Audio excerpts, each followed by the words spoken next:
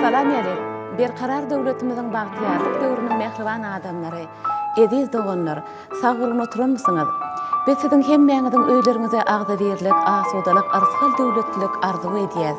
Biz öz medeniýetimizi we sunugotumuzy östürmäge goşan adamlarymyzy gowunmaga haklydyr diýip mehriban arkadagymyz biziň taryhymyza, geçmişimize, milli mirasymyza aýratyn sarpa goýup, olary ýatlap, beýik eserleri döreden adamları sarpalap, hem şol beýik eserliň öňüne nesillere baş egmekligiň täze ýol ýörelgesini kemale getiren ediz arkadagymyza ruhy çyragym gepleşigimiziň dörejilik topary bolup biz tüýs ýürekden sag bolsun aýdýar. Ine şeýle insan köňlüniň iň ýaxşy arzu niýetleri bilen miras tele ýaýlymyny ruhy çyragym ýene-de ýaýlyma çykdy.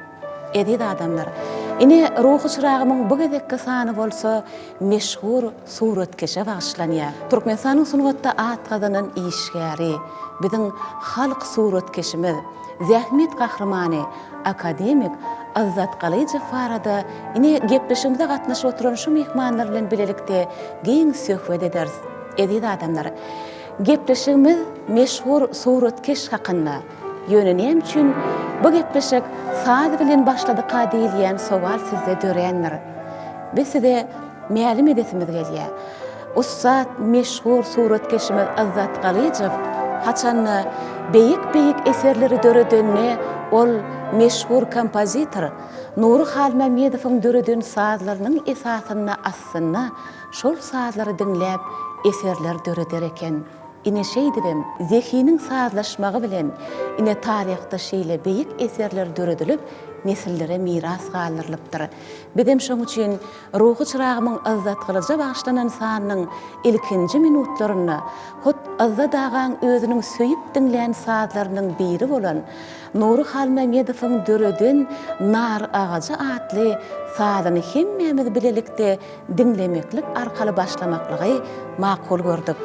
Gepleşigimizde ine bu sazy şu wasida ýerine ýetirip berýän Maya Kuliba adynaky Türkmen Milli Konserwatoriýasynyň ýörüte fortepiano kafedrasynyň mugallimi Şemşat Amannepesova.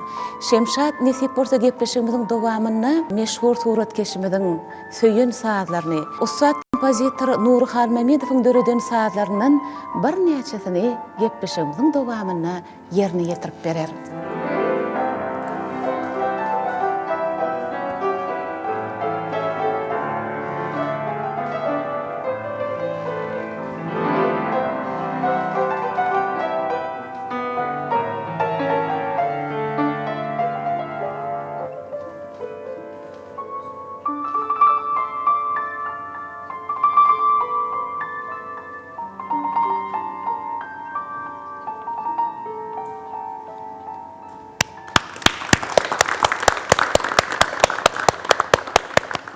Sağ bolun Şemşat, ýerine ýetirip beren sazyňyz üçin halipalarymyz bilen tanışdyrayyn. Meň çep gapdarymda oturan sosiologiýa ilmläriniň doktory, professor Ögüzürdi Muhammedberdiýew. Biziň halipa mugallimiz.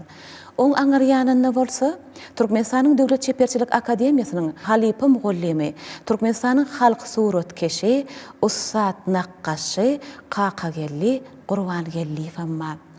Ine şeýle-de Türkmenistanyň Döwlet Çeperçilik Akademiýasynyň sunugat öwreniş kafedrasynyň uly mugallimi, Türkmenistanyň sunugatda at gazanan işgäri, sunugaty öwrenji molum Azat Anaýew.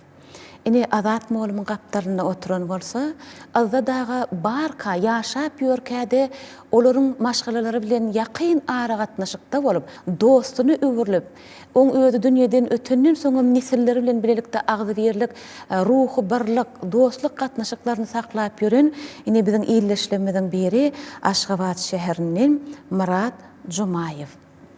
Ine menden sağ tarapda oturanlar ýene-de Azzat agaň nesillerine degişli. Men size aýdyp geçeýin, Azzat Galyjewiň maşgalasynda oň jemi 3 sany perzendli bolupdyr. Özüm gaýyz perzendleri olar Maral, Jeren hemem Läle. Azzat agaň ortanjy gaýdy biziň aramyzda Jeren Galyjewa. Jerenin özüm ol sonugaty öwreniji. Aza dağan köp taraplayın zehininin bir gurunu dowam etdirýär. Oň aňyrýanyny Meňli Emirova ba. Meňli bolsa şu ojakda çağalykdan terbiyelenýä, bilim alýar. Şu ojagyň Azat Kılıçyň maşgalasynyň bir agzasy bolup ulalýar. Sebäbi Azza dağan Maral atly gyýdynyň durmuşda gyýdy bolmandyr. Diňe ogul perdenli bolupdyr şeýle dämi? Onsoň ol gyýdy söýelibin şu gyýdy öz ojaklaryna meňliğine gyýdylyga alypdyrlar da öz gyýdy ýaly edip ulalypdyrlar. Hemimine bugün biziň gepleşigimizde geljekki ýaş sunugaty öwrenjiler gatnaşýarlar. Türkmenistanyň Döwlet Çeperçilik Akademiýasynyň talipleri var. Dörlü ýyllyklarda okaýan. Özleri öz ýaş molumlarynyň biri Şirin Kılıçova bilen bilelikde gelipdirler. Halipa mugullimlerin biziň aramyzda. Mehriban arkadagymyzyň Medeniýet halkyň kalbydyr atly kitabyna ine şeýle diýilýär. Türkmeniň Bäşim Nuraly, Azat Kılıçov, Yakup Ananurov, Ayhan Hacıyev, Niyazberdi Dovadow, Juma Durdy ýaly meşhur suratkeşleriniň her biriniň döredijiligi giden bir ummandyr. Olaryň döreden eserleri öz döwrüni türkmeniň halkyna uly ruhu gollaw berip, ony ýagty ertirlere atardy. Ine mehriban arkadagymyz şeýle diýmek bilen şu nakkaşçylyk sunugatyny, umuman döredijilik ýoluny ýygy goýup giden adamlar barada aýratyn bellep, şu adamlaryň ömrüni döredijiligini doly, çoňur öwrenip, geljekki nesillere şolar barada ýetirip, hem olaň eden işlerini hem atlaryny ebedileşdirmekde biziň öňümizde uly bir wazipa goýýar. Bize mine şol wazipalardan uğralyp gepleşigimiziň şu gedekki sany Azat Kılıçowa bagyşladyk. Ine kaka geldim oğlum. Siz söhbete başlap berseňiz, ine şu bütün dünýä hemem milli nakkaşçylyk sunugatyny türkmen halkynyň hem özüniň öz bolşly goşandynyň bardygy, oňam belli bir derejede Azat Kılıçowyň ady bilen hem baglylygy, onuň öz bir tejribeňizden Azat Kılıçowyň dörejiligine nähilrak baha berersiňiz şolar barada?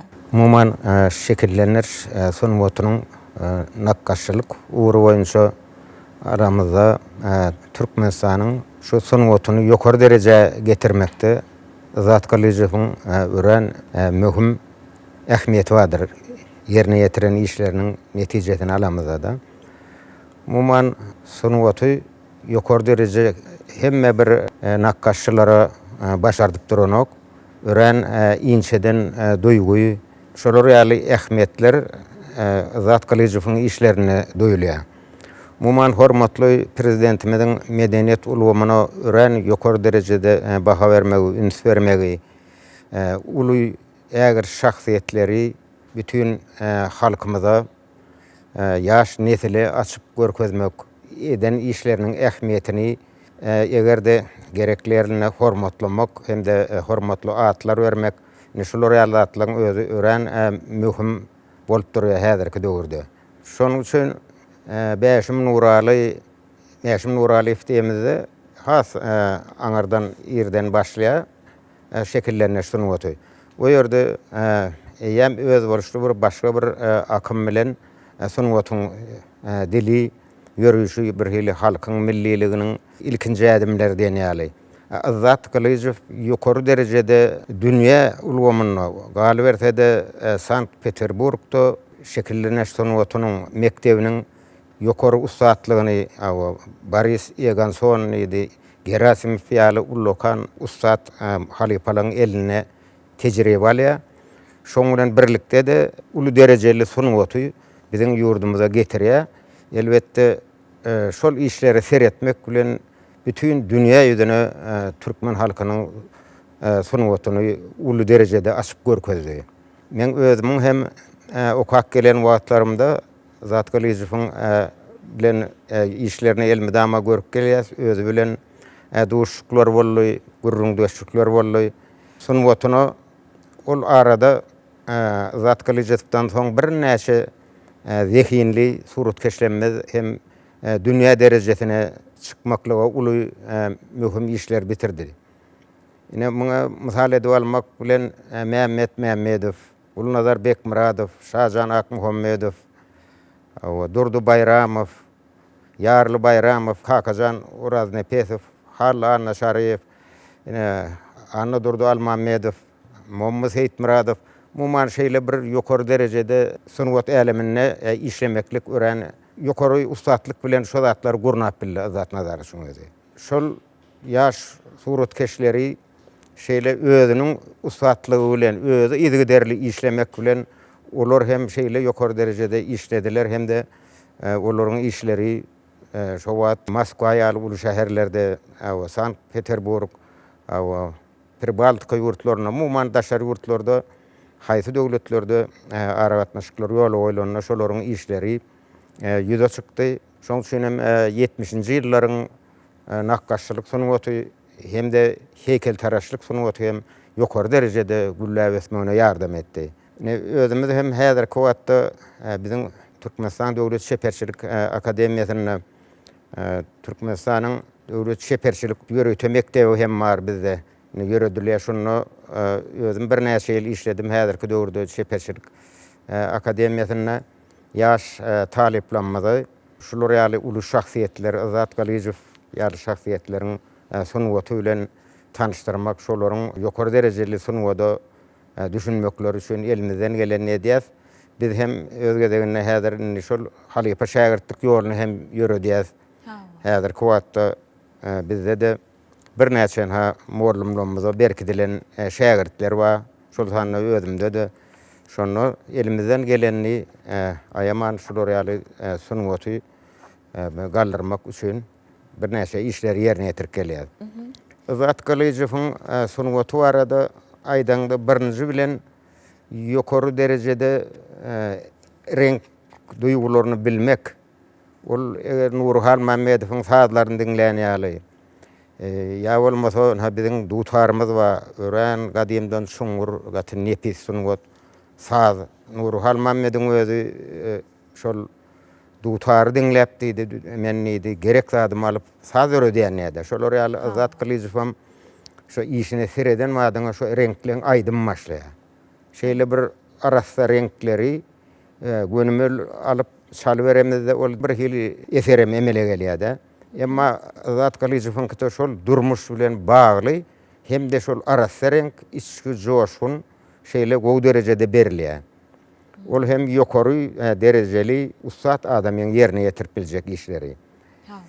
Ondan daşar hem Azat Galyjewiň işleri umuman eserlerini alamyzda halk bilen bagly şol zähmetkeş halkyň çekýän zähmeti hala daýhan bolsun, hala iş bolsun, ene çağalara bolan höýügi.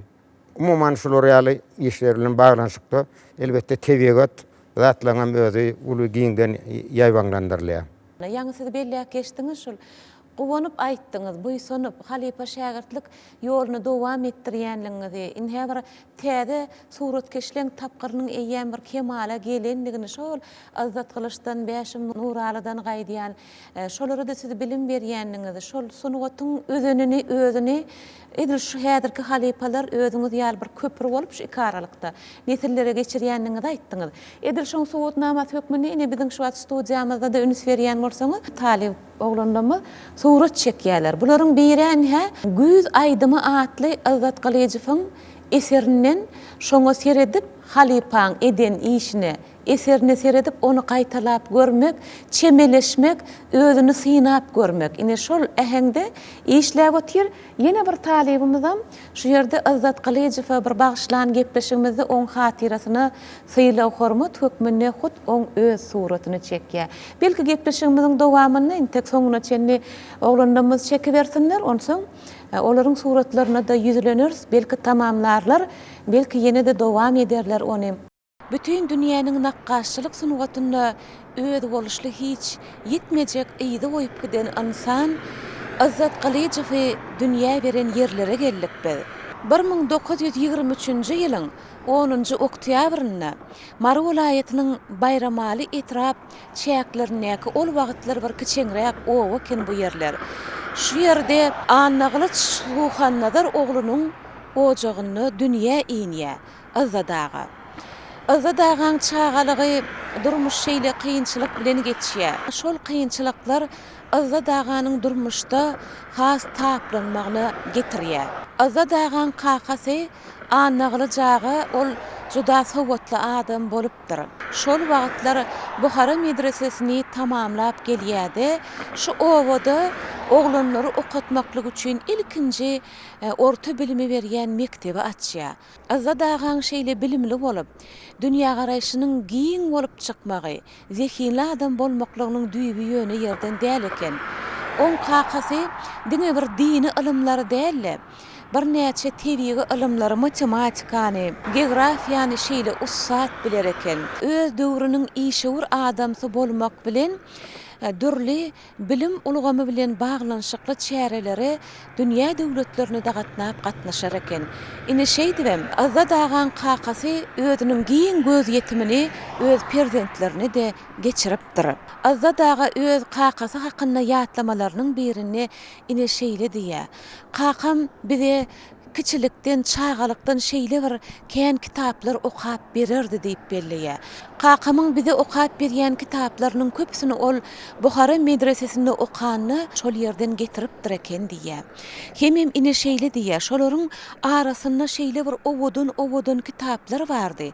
Olaryň köpüsi Nowaýynyň hemde Firdowsynyň kitaplarydy. Hemem 6 tomdan ibarat bolan dünýä taryhy kitabydy diýär. Şol wagtlar menen tek gijek çağadym. Kakam bu kitaplary maňa okap berenni, men ol kitaplaryň manysyny akıl ýetiribem. Baramokdum ýöne bir zada aýratyn üns berýärdim. Şol kitaplaryň daşynyň hemde sahypalarynyň bedelşi, olardaky ýerleşdirilen suratlar şeýle bir meni özüne çekýärdi. Şol owodun suratlary ýeti serederdim, hemem pikir ederdim. Beýle owodun kitaplary kimler döredýäkäler diýip pikirlenýärdim diýip ussat bolup ýetişen soň ine şeýle ýatlamalary ýazyp galyrypdyr. Onun şu aýdylan sözlerden çen tutup görsek, aza dağan suratkeşlik sunuwatyna bolan höwesi ihlasy zehini has kiçilikden başlapdyr. Aza dağa ululup suratkeşlik sunuwatyny öz boluşly öz ýoluny tutandan soň oň özi ine şeýle owodun kitaplary döredilenni suratlar bilen baýlaşdyrýan bir insan bolup ýetişýär. Indi bolsa biz öz işimizi Azat Galyjewiň doğan garyndaşlarynyň arasyndan dowam edýär. Ine bizim bu oturan yerimiz Azat Galyjewiň ýegeniniň öýi. Murat durdy. Sapaýewiň Agdawir ojagyna geldik. Murat ağa, Azat Galyjew siziň daýyňyz, onu gören wagtlaryňyz, oň bilen bolan bir söhbetdeşlikler, ýatlamalar nähilrak aýdyp berersiňiz. Ne anagly jaga şeýle sowatly adam bolupdyr. Ne özüňiz ýürüýti bukçada göredibine öz nesilliňizde ýadygärlik galsyn, öz ata-babalary barada öwrensinler diýip şeýle bir gowy bukçada döredip goýan ekeniňiz. Aýdaýyň özüňiz halkymyza ýetirelim. Azat Galyjew men daýym ejemiň dogany. Azat daýym barada söhbet açmadan öň anlaşmabam barada bir kaz aýtmaly bolýan. Ha, aýdaýym. Anlaşmabam hatly sowatly ilmli bilimli adam bolan ol Buharada Göweldaş medresesinde okan. Göweldaşda okan. Okan otur gelenden soň ol döwürlerde şu bayramaly etrawyny hartaňly owatny häzir ol mekan daýhan bilen şu häzirkini. Şu taýda ýaşulyň köýü bilen 4 tane hüjre berýär, olanlar okutmak üçin. Gelenden soň olanlary şu hat sowada gönükdirýär, urupdirýär olanlary. Ýaşulyň köýü bilen 8 tane hüjre berýärler, olanlar okutmak üçin. Dünýä ulumlardan berýän eken. Oňdaşyndan el hünärine öwretýän eken. Ağaççylyk, ondan kerpişleri haşamlap, naşly örmek, dala ýüzçylyk öwretýän eken.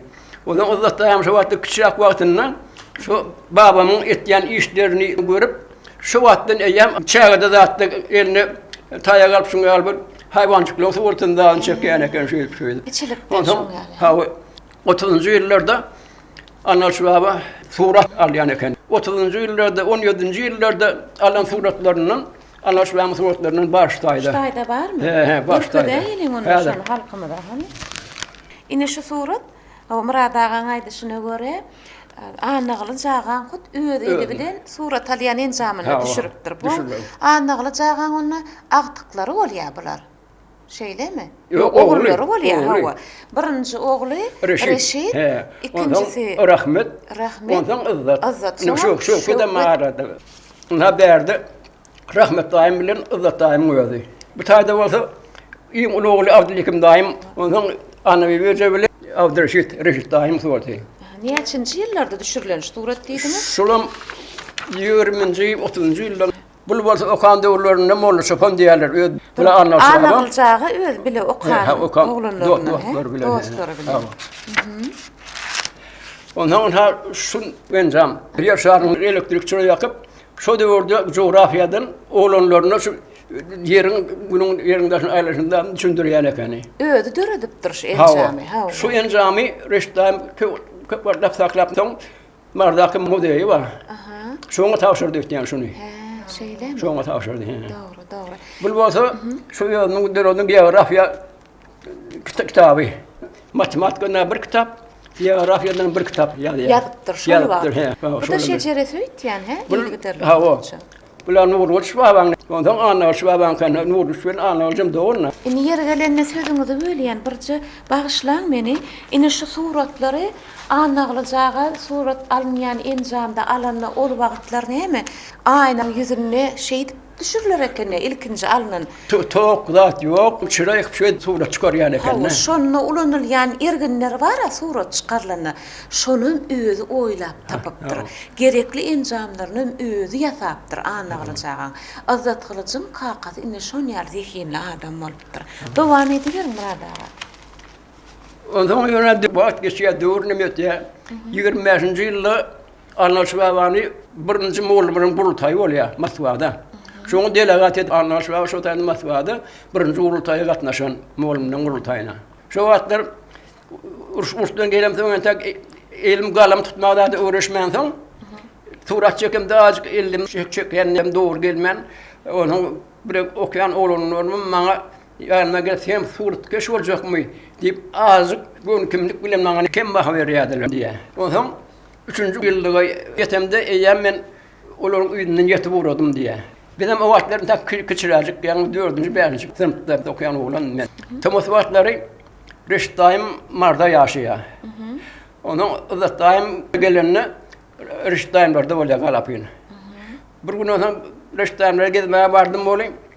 Reştaym şuň ýaly urlakan başgaply, ýeşeýän maşly evinde de surat çeken enjamy.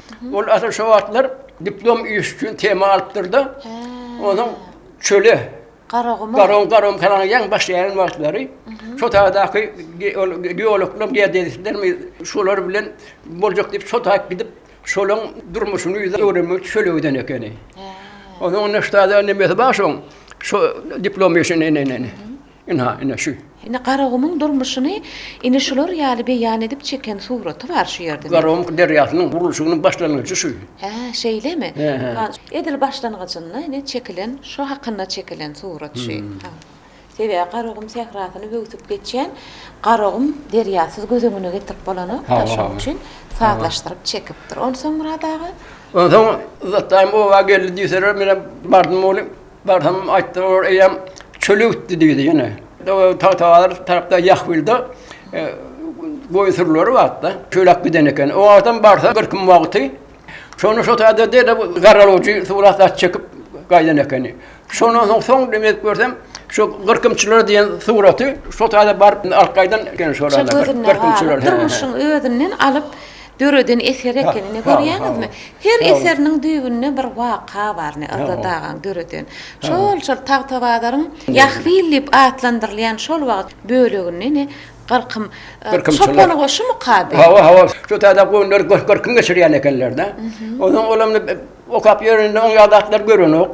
Görse her gaýsy biri goýun aýagyny güýdýär biri 40 ýa biri ýene biletýär. Derre galamyny datlanýar, garaloji alqaýtdy şu taýda. Şol ýerde garalamatyny taýýarlaýdypdyr. Soňam giden birine eser döredipdir.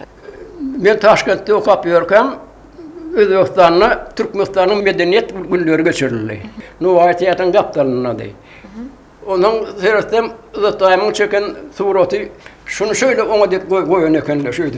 Ondan ben derhal bilmeye onunla zaten sayda bolmalı. Olsa? Ondan başka da Türkmen oğullar kendine okuyan oğullar. Ondan oğullar bilen bir noatiyatın bu yaptığını Taşkent mihmanhanası var. Şu saat bardık, şu beni zaten şöyle diyeyim, her çıkarlar dediler. Barakenmiş onda. Ha.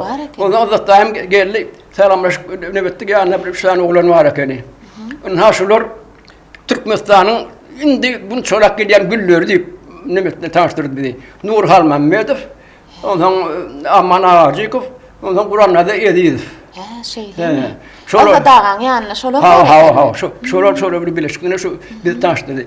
Zaten bu yanına varamda, okula girmeye varamda sen özün hayt hüner görem, hayt hüner söyleyen deyip benden soruyordu. Benim o vaatlarında kâr sayda bilmem son, zaten bana sen binager olay deydi. Ondan benim binagerliğe her saylamadım da başka iş hünerim olunca okula girdim. Yani binagerliğe ben öldüm, bulmasam oğlanımın biri binager herdir. Öz oğlum. Öz oğlanımın biri binager. Azat dayınızın arzusunu hasıl edipsiniz ya onu öz oğlunuzu. Şu size veren maslahatı bolan binager bolmaklık hünerini saylamaklıqını oğlunuzu gönüp durupsınız. Atoğu edipsiniz mıradağa. Şunun azat dayımı atlap, geçen yollarını atlap, eden işlerini atlap, halkımızda şu arada birinde gurrunlar verip oturuyoruz. Şu dağıtlara mümkünçülük verip, şu dağıtları halka indep, arkadağımızın veren lokal kömeklerini mümbür sağ olsun aydasın böyle gelecek nesillerimize önkü meşhur adamlarımızın eden işlerini bilir yani şu dağıtları yüze çıkıp şu dağıtları halkımıza getirir yani işleri etleyen için arkadağımıza köp sağ olsun aydasın. Arkadağımızın yaşı uzak olsun, işleri revaç olsun, para harçlık vardı alıp barayan işlerimizde ama revaç olsun. Ähli arzularınız hasıl bolsun, sizin hem ömrüňiz uzak bolsun. Şöyle bakın Allah'ım. Ne özürdüm oğlum, söhbeti size geçirmekçi. Eşitişimize göre siz özüňiz Azat Galyjywyň özü bilen bir maşgala bolup gatnaşan adamlar ekeniňizde. Onsoň men şu bir ýatlamalara, edebiyatlara seredip oturýarkam, şeýle bir sizin beren bahaňyza gabat geldim. Şoň bir sözlemin men häzir okap bereýin, onsoň size geçireýin söhbeti. Ine siz şeýle ýazypsyňyz. Men bugün özümiň müňlerçe iýleşlerim bilen bir hatarda Azat Galyjyw ýaly beýik şahsiýetiň döwürdeşidigimi, milletim bolsa Azat Galyjyw ýaly beýik ogullary bolan türkmen halkyna degişlidigimi çäksiz boýsanýaryn diýipsiňiz-de. Ine şu zatlarda gaty ulumany bar, hawa belki be ençeme ýatlamalyň, ençeme bir durmuş pursatlaryndan soň ýüze çykan pikirlerdir. Siz özüňiz aýdyp berseňiz. Dağın belentligi alsan has gowur ne? Edi soňaly Azadağın gidene de belli bir wagt geçti. Azadağın bir üýtüşük gaýak kimin beýikligini inne düşünýän köp şoň eserlerine seredip gaýtalap bolmajak üýtüşük eserlerine seredip göz ýetirýän. Özüniň goýup giden mirasy bar sunugat eserleri. Şol hakykatdan men kakyla aýtdy. Azat Galyjyw türkmen şekillendir sunugatyny dünýä çykaryp bilen ilkinji bolup çıkarıp bilen, o beşmağa mesela şimdi yol koyun olsa Yomuska'da ama zat nazarız. Türkmen şekillendir sunutunu dünya çıkarıp dünyanın türlü konjektörlerini Azat Galyjywyň serileri. Geçen asrın 60-njy ýyllarynda Azat Galyjyw özüniň bir üýtgeşik nakkaş eserleri bilen dünya ýaýrap başlady. Şoňa bir wagt şu döwürde KK'lyň belli Ahmetkeş halka degişli. Şu döwrüne göre şekillenýärli. Emma şoňa garamazdan şol üçin ýün kyrkýan nar bardy, çopanlar bardy. Ýa-da mesela nevçiler degişli, ýa-da kalçylar degişli eserleri şeýler özüne çekijiligi bilen tapawutlanýar. Şu döwürde Azat Galyjyw bize diýsen gaýtalap bolmajak türkmen şekillendir sunugatyny şeýler uly diýsen ulokan miras halyrdy. Azat Galyjywyň şol umman kimin mirasy bar garlaryň. Şu miras intekler öwrenilip köp eserlerim, köp gepleşiklerim, köp belki ilmi dissertasiýalaryň, monografiýalaryň ýazyljaklaryny men şu hulunyma kiri. Ýöne Azadagyň ýene bir aýratyny hakyna diňe bir beýik nakkaşy huratga şökbere derler. Adamçylygyň nusgasyny bize miras halyrdy. Birinjine özüne şeýler kiçigini duýýardy. Keçi bilen keçi ýaly, uly bilen uly ýaly. Şoň ustahanasyna baranda bir hili öz boş ýosam diýsen köpokan adam. Emma şonda da käbir zatlary ýöneköy sorulur bir gyzyklanýan meseleler gaty köpdi. Ýöne ýene bir geňalýan zatlary bardy men zada we nähillen sizin uruşun başyndan başlap aýagyna çenli gitdiňiz. Özüm ol ara gatnaşyk, çol gatnaşan. Ara gatnaşyk diýilen zat uruş döwründe söwüşdi. Iň esasy zatlaryň biri. Şu bagry bilen süýüşüp denýär. Voronezden Berlin'e çen aralygy geçen adam. Emma şoňa garamazdan Azadaň eserleriniň içinde gün uruşa degişli eser gawat gelinen. Emma uruşa gatnaşan dostlarynyň portretleriniň bir näçesini çekdi. Diňe şolarda aňly birem uruşa degişli bir döretde olam ömrüniň ahyrlaryna owansan bilen baglanşykly. Şo taýda şo bir üteskeri bar. Şo taýda eserem dur. Şo taýda el çağaly ele de dur. Uruş edip dur.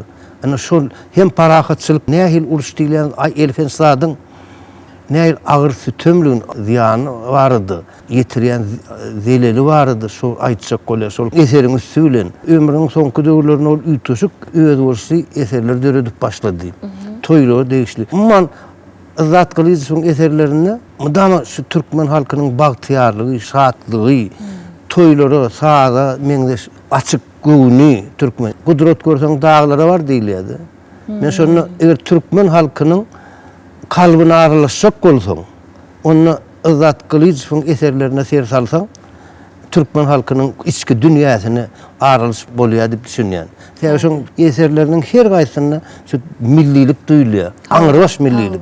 Şu millilik bilen ol dünýä çykyp bilen suratkeş. Şoň üçin hem şeýle şahsiýetiň, şeýle suratkeşiň Türkmen şekillendir sunutyň taryhyna girenligi, baş goýanlygy, öz bolşdy bir sahypalar ýazyp gidenligi diýsen buýsundyrýan zat. Men pikirimçe hormatly prezidentimiň ýanky kitabym adyň goýulşy kitaby. Medeniýet halkyň kalbydyr diýip ad goýulmagy şeýle kitabyň özüne. Hakykatan hem sunut hem medeniýet hem edebiýat hem halkyň kalbyna siňse, kalbyna aralaşsa, ana şol hakiki medeniýet bolýar, şol hakiki sunut bolýar, şol hakiki edebiýat bolýar.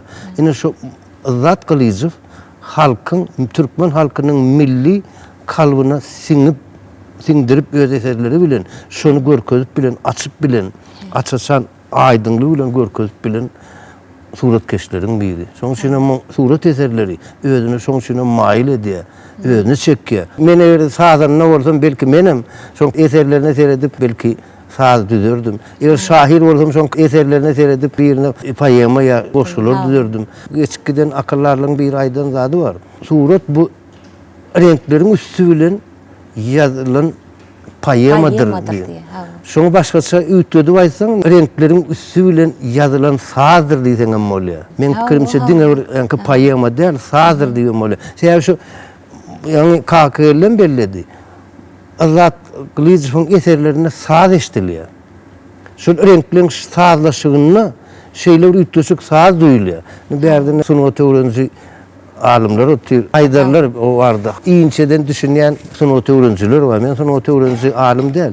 Emma şoňa Ramazan men pikirimçe Azadaň eserlerini sazy meňdeşlik. Şoň üçin Nurhan Mehmediň eserlerini, Mully Täşmuradowyň sazlaryny, Saharan çalýan sazy görünýär şo taýda. Gelin gepleşigimiziň şu ýerine Azat Kılıçdaroğlu'nun söýen sazlarynyň ýene-de birini diňläliň.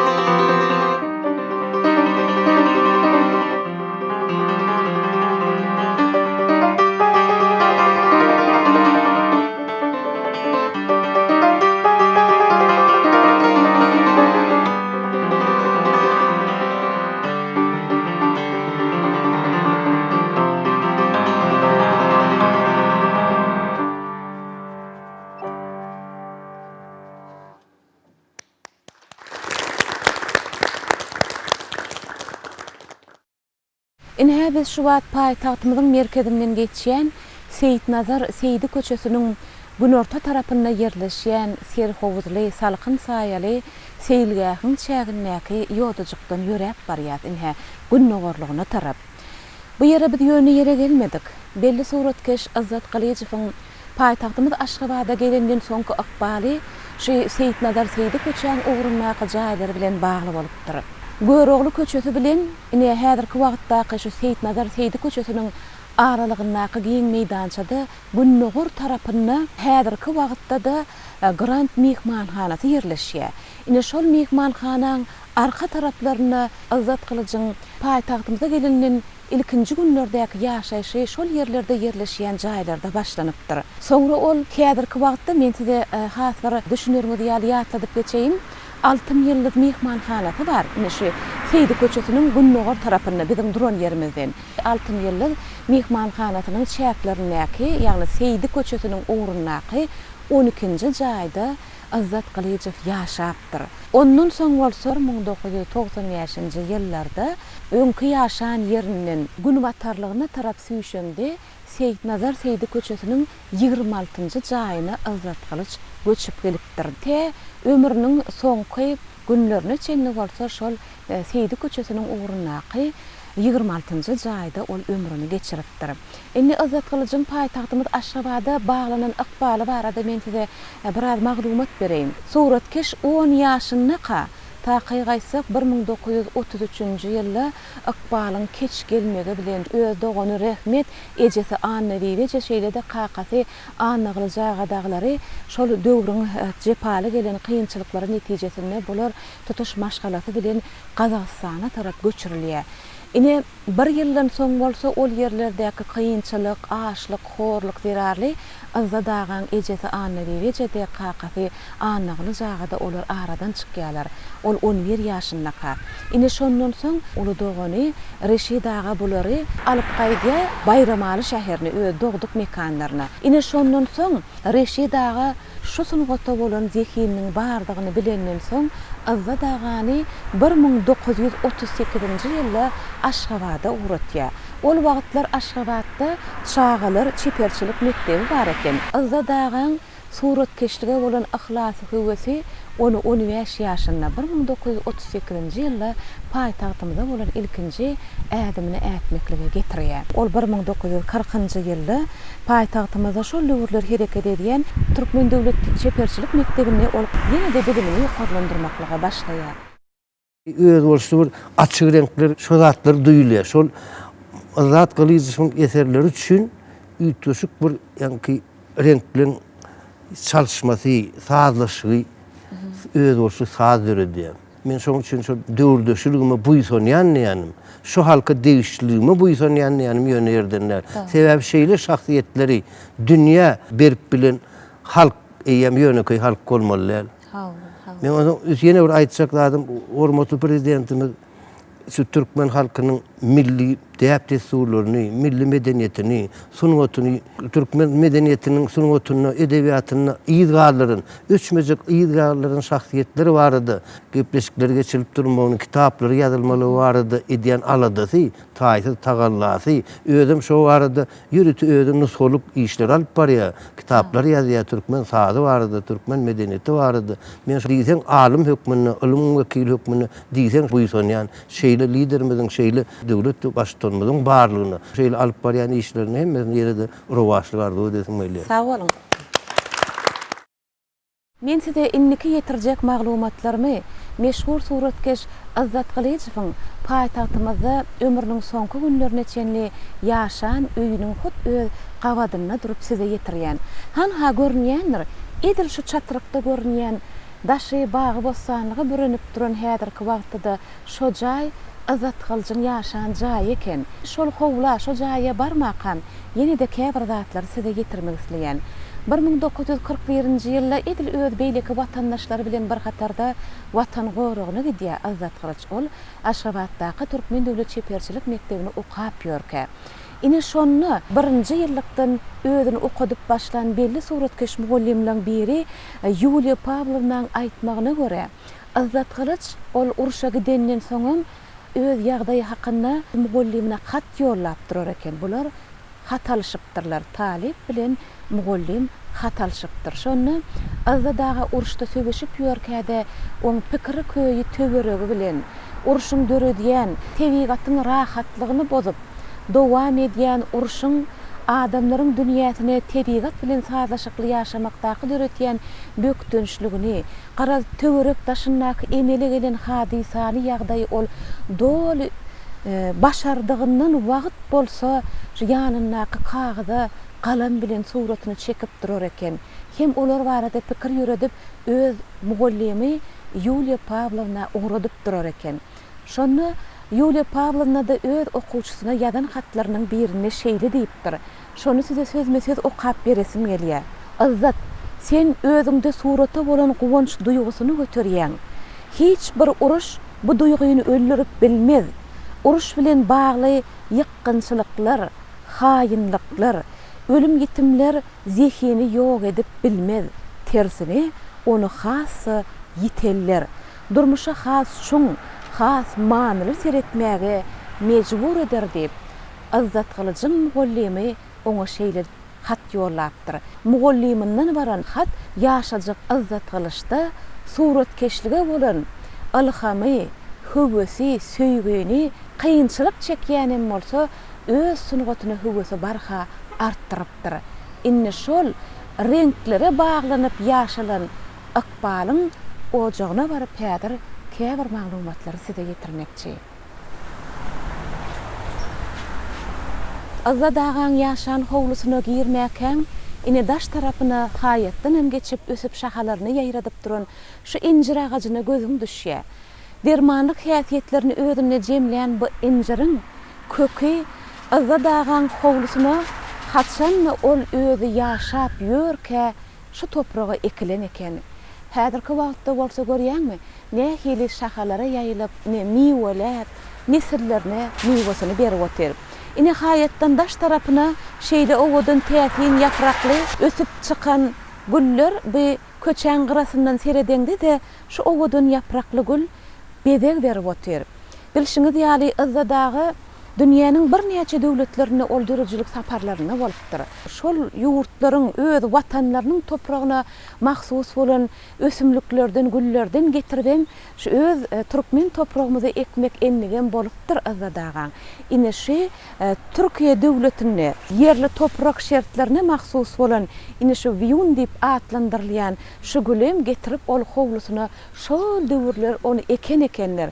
Ýylyň ýylyna çalyşyp ýene-de olar şu gülüň ýaşamaklygyny dowam etdirýärler nesilleri. Ine biziň şu duran ýerimiz halk suratkeşimiziň hut özüniň ýaşan ojagy hem işlän ussahanasy ine şu. Şu diwarlary bedäg oturan sunugatyň bu görnüşi Azzat Kılıçyň ömrü akbaly be. Öz wagtyny suratkeş ýaşap ýörkä bu oň ussahanasy eken. Häzirki wagtda bolsa oň nesilleri suratkeşiň hormatyny şol zähmet çekip ahlasyny siňdiren şu ojagyny oň muzeyini öwrüp goýupdyrlar. Aýtmaklaryna görä edil bu ýere sunugatyň dürli ugurlarynyň ussatlary kän gedek mihman bolypdyrlar. Ine şu görnýän diwar bar. Şu bölek Azzadaga ýaşap ýörkäde edil şoň ýaly eken. Gaýdy jeren bize görüň berýär. Ine şu yumşak mebeller, şu stollar, ine şu görnýän zatlaryň hemmeti kakam entek ýaşap ýörkäde edil şu ýerde goýup ulanan ýerdi diýär. Azzadagany gören adamlar bilen söhbetdeş bolup gördük. Olaryň aýtmaklaryna görä edil şu ýerde ençemegedek döredijiligiň söhbeti edilipdir, döredijiligiň ussatlary bilen. Mysal üçin aýdaly ol sazyň ussady, kompozitor belli Nurhal Mamedow bu ýere bir näçegedek mihman bolupdyr. Aslynda Azzadaga bilen Nurhal Mamedow olar ýakyn dost bolupdyrlar. Olar döredijiligiň dostu, olar ruhy dost bolupdyrlar diýsek biz ýalňyşamyz. Türkmenistanyň sunnatta at kazanan işäri Türkmenistanyň suratkeşleri birleşiginiň başlygy Meredow Sapar Mehmet ana bu bir öz bir şeýle bir haliýepalamyz barada mehriban arkadaşymyzyň bir de giyin mümkinçilikler edip şular ýaly bir halipalarmy ýatlamakda duşuşmak bir şeýle meherlile öz halipamy azat kılyjy ýatlasym gelýär. Ol şeýle bir hoşsulaw, heýle bir meherli adamdy. Ödüm köp bilen dowamyny Türkmenistanyň Suratkeşer Birleşiginiň başlygy bolup işledi. İşlerin öwründe biz o wagtlar ýaş adamlardyk 70-nji ýyllaryň gurrungyny etjek bolýarmyn. Şo ýerlerde ol bize ýakyndan kömek berip, tebigaty çykyp biziň ýanymyzda mogulumçylyk edip, tebigatyň gözelligi bardy gurrun berip, biziň ýanky höwetimizi arttyrardy ol. Biz şo zatlaram elimizde ýatlaýar, sergilere gelendän ýeke-ýeke işlemimizi görüp bize çağırıp, şu ýerni şeýlere getseň, bu ýerni beýlere getseň diýen ýaly maslahatlar berip bir ýakyndan kömek ederdi. Bir ýaşlaň bir öz aýratyn topar bolýardy, ýaşullar bardy, onuň bir arasynda bir birek bilen bir gatnaşyklar bolýardy. Şu gatnaşyklarda da hemme zat gurnap, bir ýaşullar bilen ýaşulýaly, ýaş kiçiler bilen ýaşçyal bolup işläp, bir aramyzda görelli mektep boldy. Da oň döwreden eserleri türkmen halkynyň gymmatlygyna öwürli. Çünki diňe öz ýurdumyzda däl, daşa ýurtlaryň muzeýlerine däl Zadağamyzyň eserleri sergilenip durna, Russiýanyň Tertakov galeriýasyna, Günnöwer halklarynyň muzeýine, şular ýaly uly döwletleriň muzeýlerinde de Zadağamyzyň eserleri halka görkezilýär. Bir türkmen halkynyň bir ýaşaýşy, türkmen halkynyň bir özüni alyp barşy däplesurlary barada, tebigaty barada, biziň görnükli sunwat ustadlarymyz barada, bir daýhanlarymyz barada döwreden eserleri gaty gymmatly bir uly bir nusga bolup durýar. Türkmen Döwlet Seperçilik Akademiýasynyň hem de Türkmen Döwlet Seperçilik Akademiýasynyň Seperçilik mektebiniň talipleri hem gelip şu biziň muzeýimizde şu Zadağamyzyň eserlerini öwrenýärler, göçürme işlerini geçirýärler. Çünki ol öwrenmäni nusgalyk edinip görelli mogulum diýmäne biziň dol hakymyz bar. Häzirim şoň eserleri bize öwredýär. Bu kynçylyk çeken wagtymyz suratkeşler şol halipalarymyzyň döwreden eserlerine ýüzlenýär. Çünki ol eserlerde biziň geçmişimiz, şugun kunumuz, geljegimiz barada pikir edip döwreden eserleri bizi kanatlanýar. Elmadamadan şu täze etjek eserlerimizi öwüşünmerýär diýjek bolýanna. Sebebi o döwürdäki işleýän ýaşullarymyz bizi ýaşulary şeýle gowurupdyr. Hakykatdan hem şeýle bolmaly, bir meherlik bilen ýüzünördiler. Sergazat iş getiremizde özleri görüp, kabul edip, nasıl jaga diýişiňi şeýlere getseň, innik sergiňize getirseň bolar diýip maslahat bererdiler käbişleri. Onuň ýene bir şular ýaly bir pursatlar bolarda, özleri bir 2-3 tanak bolup, ýaşlaryň arasyna baryp, şoluň ustanalaryna baryp döwredýän eserler bilen gyzyklanardylar. Şol gyzyklanmalaram Zadağaň ýolbaşçylygyna geçerdi. Elmadamada şol halkyň arasynda bolup, käwat ýürüýti daýhanlaryň arasynda bile işlen döwürlenmeden boldy. Daýhan birleşikleriň zähmet weteranlary bilen, ýa beýik watançylyk uruşunyň weteranlary bilen duguşyp, şolaň suratlaryny çekmegen bir hili däwe urupdy-da. Her näçe döwredilen eserler, şo halipalarymyzyň, şo Zadağamyzyň döwreden eserleri biziň muzeýimizde bir uly orun tutýar. Uly gyzyklanma bilen gelen mehmanlar uly täsirli işler alyp barýarlar. Ýakymyla görmek şolary. Biz halkyny, öz bir ýurduny, watanyny söýmek, o bir ulakan bir derece diýip düşünýärler. Saýdadan biziň ýanymyzda daňy 1982-nji ýylda döwreden bir ajaýyp eseri Güllüýüş mögsümi diýip atlandyrylypdyr da. Munno ýaňy bir pyndyklar ýaryp, punçalar açylyp bir Güllüýüşiň bir başlygynyň pursatyny beýan edýär da. Şunu görýäňizmi? Biziň howamyzyň salkynlygyny, yssydygyny şu eseriň üstünden şonu bilip bolýar. Şu renkleri onun kalıbına joşup duranlar, şoň üçin kämillik derejesi bilen ýerine ýetiripdir diýen näme şu eseri.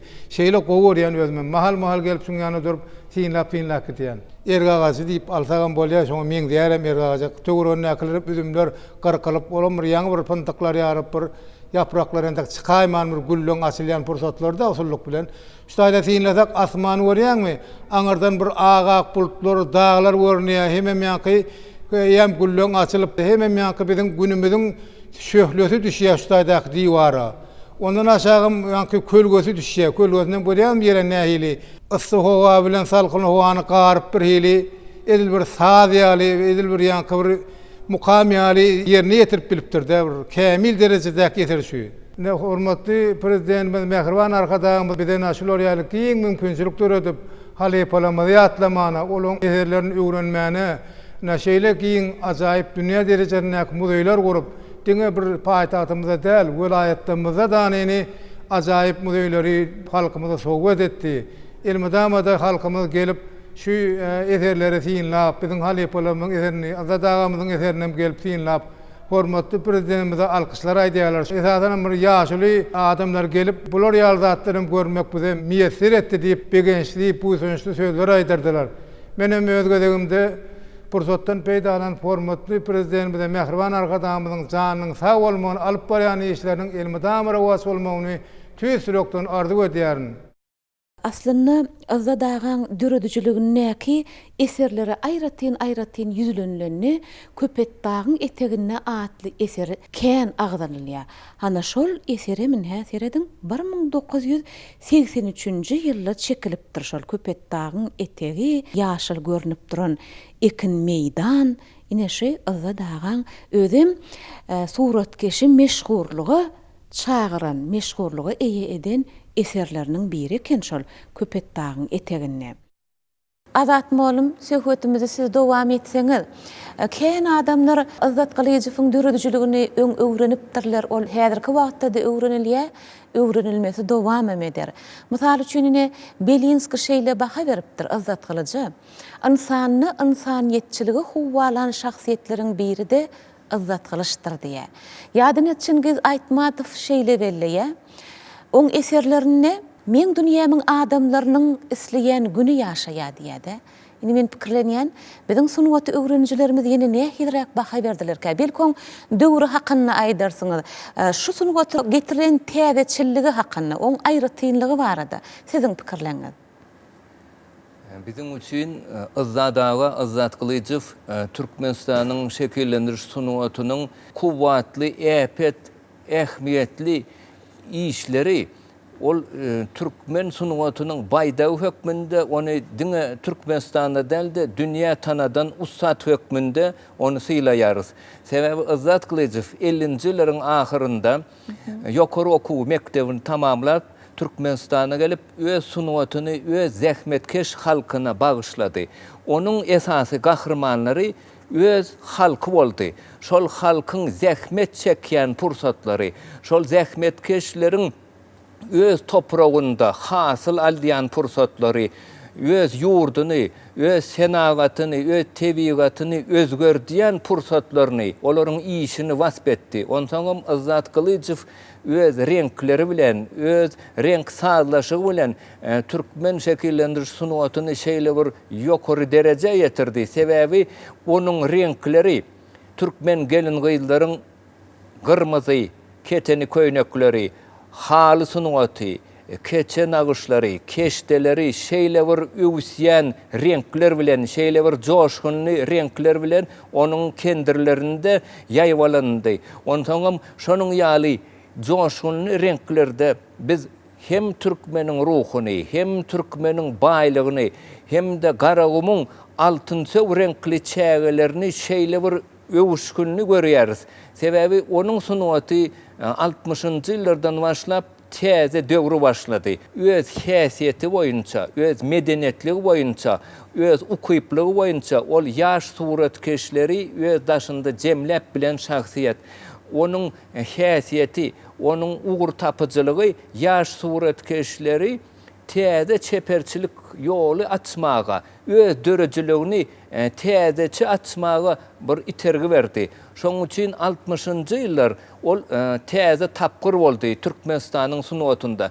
Diňe bir nakkaşçylar üçin dälde, hem heykel taraşlar üçin, hem grafika sunuwatynyň ustatlary üçin, hem de amaly haşam sunuwatynyň ustatlary üçin Azat Galyjywyň ady nusxa hökmünde boldy. Sebebi häzirki döwürde zähmet çekýän Türkmen halypa suratkeşler, Azat Galyjywyň elinde okan suratkeşler, onuň işleýişini, onuň zehinini gören suratkeşler häzirki günler halypa hökmünde şonuň ýolunda dowam edýärler. Hem de onuň sunuwaty häzirki döwürde hem täze yaş suratkeşleriň dörejiligine uly täsir edýär. Sebäbi Türkmenistanyň Döwlet Çeperçilik Akademiýasynyň talipleri hem molumlary we tejribe işlerinde Azat Kılıçyň döreden eserlerini öwrenýärler hem de göçürýärler. Sebäbi onuň eserlerinde hakyky halkyň keşfi suratlandyrylan. Sebäbi adamyň keşfindäki nurana duýgularyny hem de adamyň öz zähmeti bilen, öz deri bilen, öz ýurduny özgerýän pursatlaryny şol adamlaryň güne yanan yüzlerinde şeýle bir duýgulary görýär, şeýle bir nurana häsiýetleri görýär. Şol türkmeni görjek bolsaň, türkmeniň häsiýetini görjek bolsaň ýa-da türkmeniň taryhyny öwrenjek bolsaň, hökmany ýagdaýda Azat Kılıçyň eserlerine syn etmeli. Şu yerden he Türkmen gojasynyň suraty çekilen. Şolar ýaly suraty görüp bularyň öňüne diýde çökmeglik mümkin däl mehriban adamlar. Bular biziň atalarymyzyň suraty, bu biziň türkmenimiziň dünýäsi şe, watanyň bölegi şe. Näsiredin türkmeniň ak öýüniň gapdalyna bir günem sowulup ak öýlenler diýendir türkmen. Bir howan gow wagty öňüne türkmeniň çäýnegini käsetini alyp häbir gök çaý içip oturan, başyn hä telpekli, egine donly, yüzünde bir paýhasy bar, şeýle bir beri bilýät azadaga. Onu biz sunugaty öwreniji däl, ýöne höwesçiňlik bilen öwrenip bir halka getirmek isleýänleň hataryna aýdasymyz gelýär. Öz düşünşimizden azadaga durmuşy hakyky beripdir. Şol türkmen gojasynyň mehrinem paýhasynym, maňlaýyndaky ýygyrtlarynym diýjek bolýanym durmuşy takyk bermäni başarýan suratkeş bolupdyr. Ine şol türkmen gojasynyň suratyny göremden şu zatlary size ýetiresimiz geldi. Türkmenistanyň muzeýlerindäki yerleşýän onuň owadan suratlaryny öwrenmeli. Hem Türkmenistanyň muzeýlerinde hem daşary ýurt muzeýlerinde Azat Kılıçyň eserleri iň ajaýyp orny bedeýär. Sebäbi Türkmenistanyň halk suratkeşi Akademiýa Azat Kılıçyň eserleri Moskwanyň hem de Sankt-Peterburgyň muzeýlerinde iň owadan yerlerde saklanýar. Sebäbi onuň eserleri hakykatdanam Türkmenistanyň taryhy tapgyrlaryny suratlandyrýar. Azadagan taryhy gatlary aýratyn hormat goýýandygyny biz bilýäs, çeşmelerden öwrenip. Hem biz şu ýerden gözledik, aýratyn synçylyk nazarymyz bilen ine oňa da jogap tapdyk. Şu ýerde ine taryhy ýadygärlikler bar. Sultan Sanjaryň ýadygärligi inäşi. Şol ilkinji görnüşlerini bermäni başarypdyr. Suratkeş bu ýerde görüň oň başarjanlygy hakynda däli, azadaga da bir hakykat ýaşaýan eken, bir duýgy şoň göwresini, ýüregini. Şol ähli zadyň düýbüni öwrenmek, özünini, kökünü bilmek sowallary bilen ýaşapdyr-da öz eserlerini de şolary berip başarypdyr. Ilkinji hakyky görnüşleri şu ýerde taryhy ýadygärlikler. Şol eserlerde ol öz türkmen topragynyň öz boluşly häsiýetini suratlandyryp bilýär. Hem de her bir eserde, her bir dagyň keşfinde, agaçlaryň, baglaryň keşfinde ol türkmeniň tebigatyna magsus häsiýetleri görýär. Hem de tebigaty görkezende hökmany şol tebigatda öz türkmen halkynyň häsiýetini görüp bilýän adam, türkmeniň joşguny häsiýetini, türkmeniň toýlaryny Azat Kılıçyň diňe bir nakkaşçy hökmünden däl de ol grafika sunuwatynyň ustady hökmünde türkmen halk erteklerini bezen ustad hökmünde tanalýar. Hem de türkmeniň şadessany, görogly şadessanyň sahypalaryny öz suratlary bilen bezen suratkeş hökmünde tanalýar. Ine iş stolunyň başyna geldik bolýan bu ýerde Nurhal Memediň 3 desa atly aydımlar yığınnası var. Şol 3 desaatli aydımlar yığınны kitabynyň habar beriş görnüşi. Bu Azat Kılıçyň iş stoluna saklanylýan eken. Inhä bu bolsa şol kitabyň ilkinji halka çap edilip, neşir edilip ýetirilen görnüşi. Indi şuň daşyna bir üns beriň. Şuň daşynyň özi, daşky görnüşiniň özi bolşly eser. Ine şuň suratkeşi bolsa, meşhur suratkeşimiz Azat Kılıçyňdyr. Nurhal Memediň şu kitabyny ilkinji habar beriş görnüşini 1978-nji ýylda Izzat Kılıca sowgat beren ekeni öz gol ýazmasy bilen gadyrly Izzat Nazarowich Kalyjewa Nury Halmamedowdan ýadygarlyk diýip madama halkyň gowanjy bolmagyny arzu edýän uly hormat bilen ak yürekden Nury Halmamedow Aşgabat dekabr aýynyň 28-i inhe 78-nji ýyly Nury Halmamed Izzat Kılıca sowgat beripdir. Inne on ilkinji çap edilip halka neşir edilip yetirilen görüşüm göni 1 ýyldan ekenine 12-nji aýyň 27-si ýöne 79-njy ýyl han hatyr edin onu minhe rus diline ýazyp Izzat Kılıca şeýle diýip ýazypdyr Nury Halmamed awtordan uly söýgü bilen ýadygarlyk diýip he Nury Halmamedow ýazyp şol günüň senesini hem galdyrypdyr şol ýerde.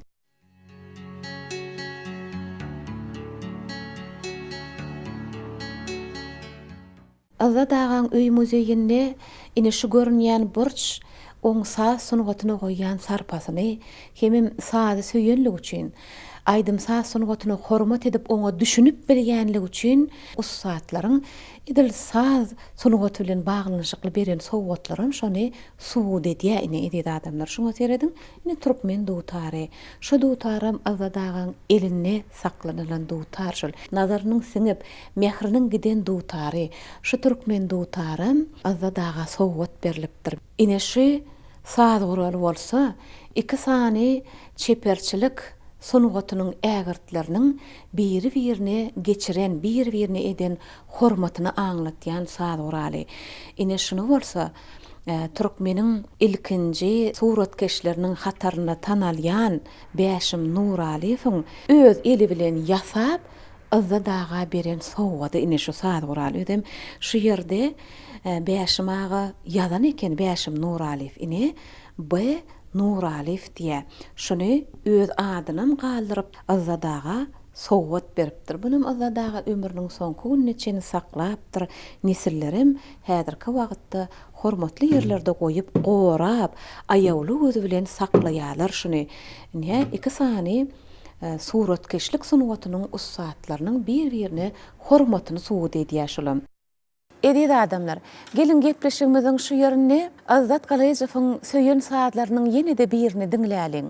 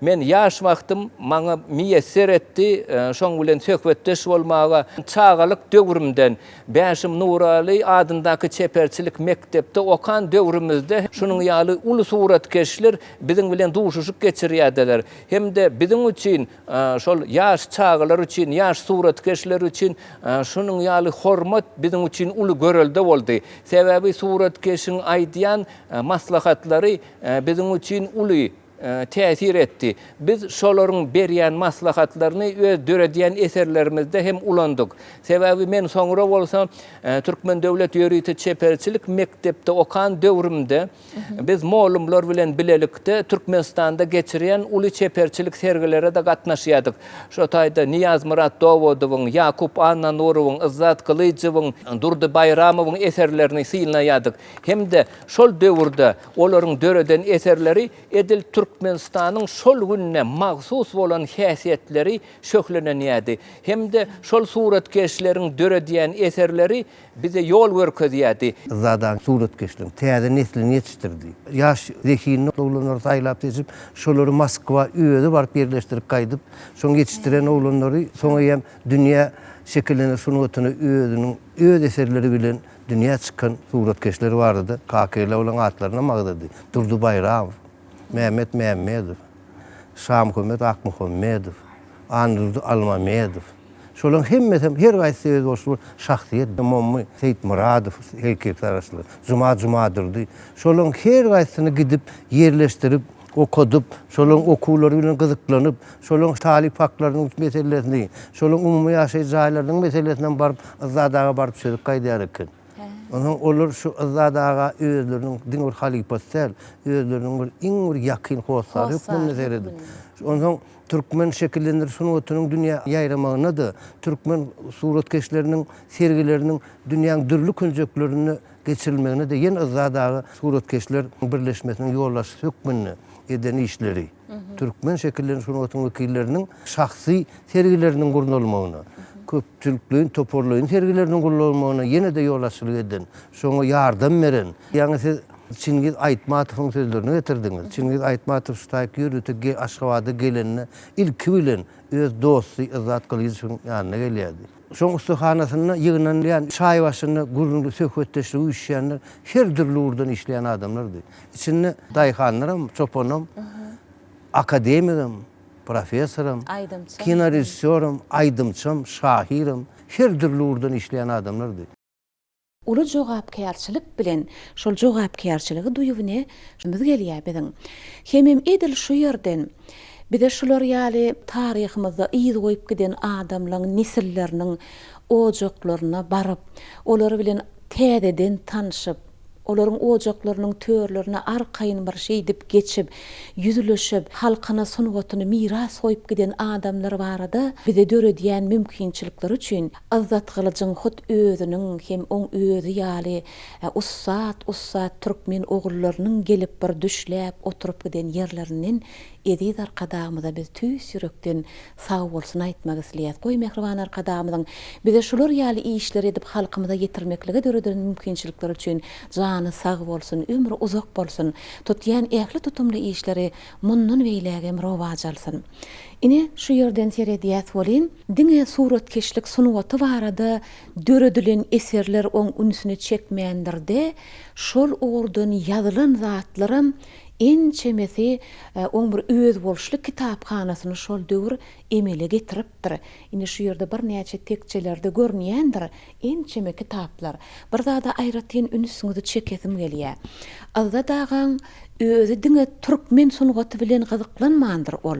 Dünýä sunuwaty bilen gyzyklanypdyr. Ine şoň üçin hem Izzat Kılıç diňe türkmen halkynyň arasyna däle dünýäde ýyz goýup gidip bilen adam. Görnýän kitaplarym durly dillerde dünýä suratkeşligi hakynda ýazylan eserler.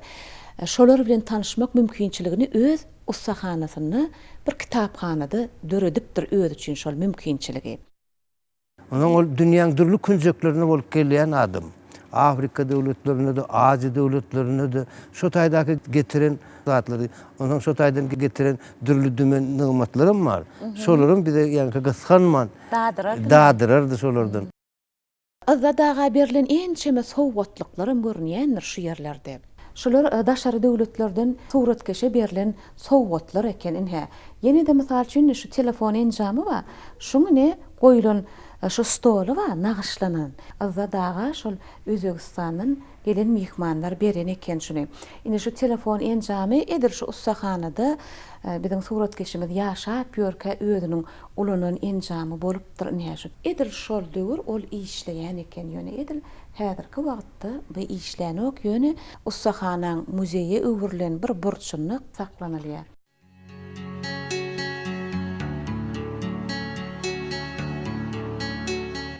Azat Kılıçypyň döredijligine baha beren halipalaryň ýene-de bir şeýle diýipdir. Azat Kılıçypyň eserleri bagtyarlygyň we gözelligiň sunugatydyr diýipdirler. Indi men şu bagtyarlyk diýileni halipalaryň ýene-de bir aýdan ýadyma düşýär.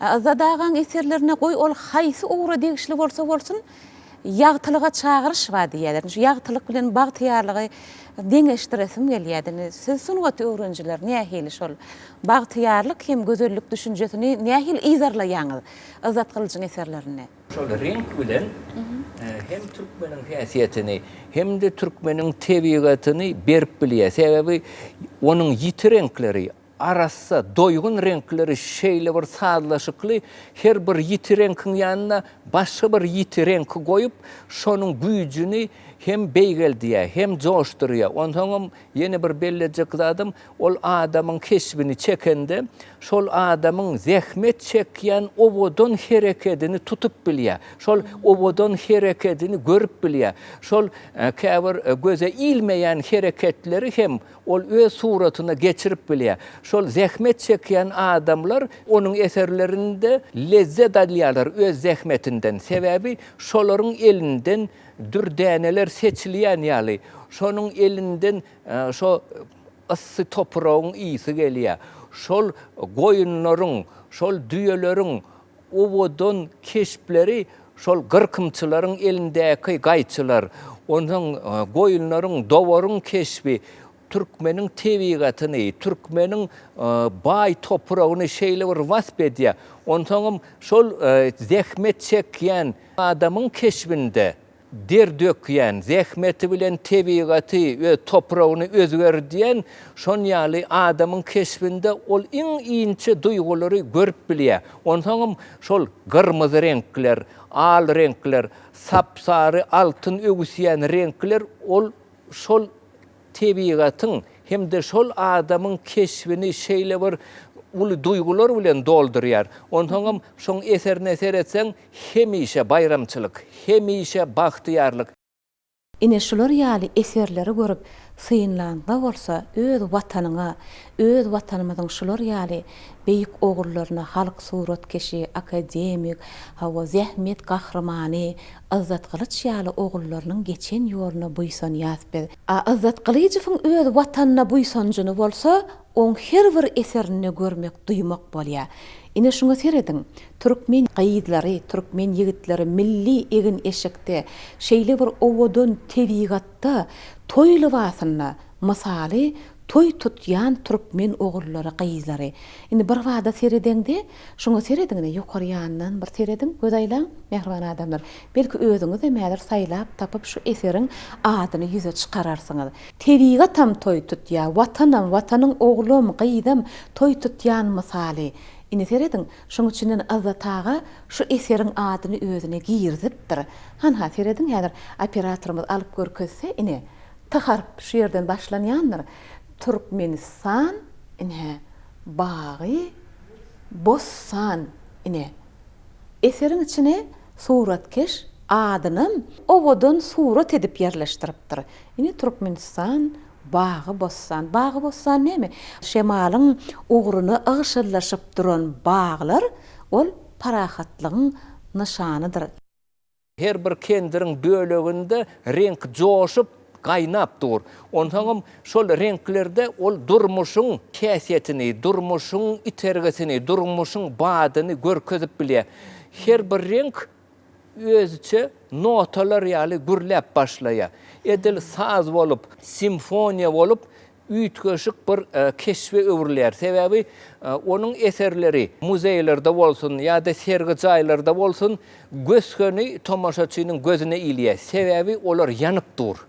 Sebebi olar bir park çekilenok. Sebebi ol şol adamın gözünde, şol adamın hareketinde onun zehmetinin obodonluğunu, onun içki obodonluğunu daşına çıkarıp birleyen ustad.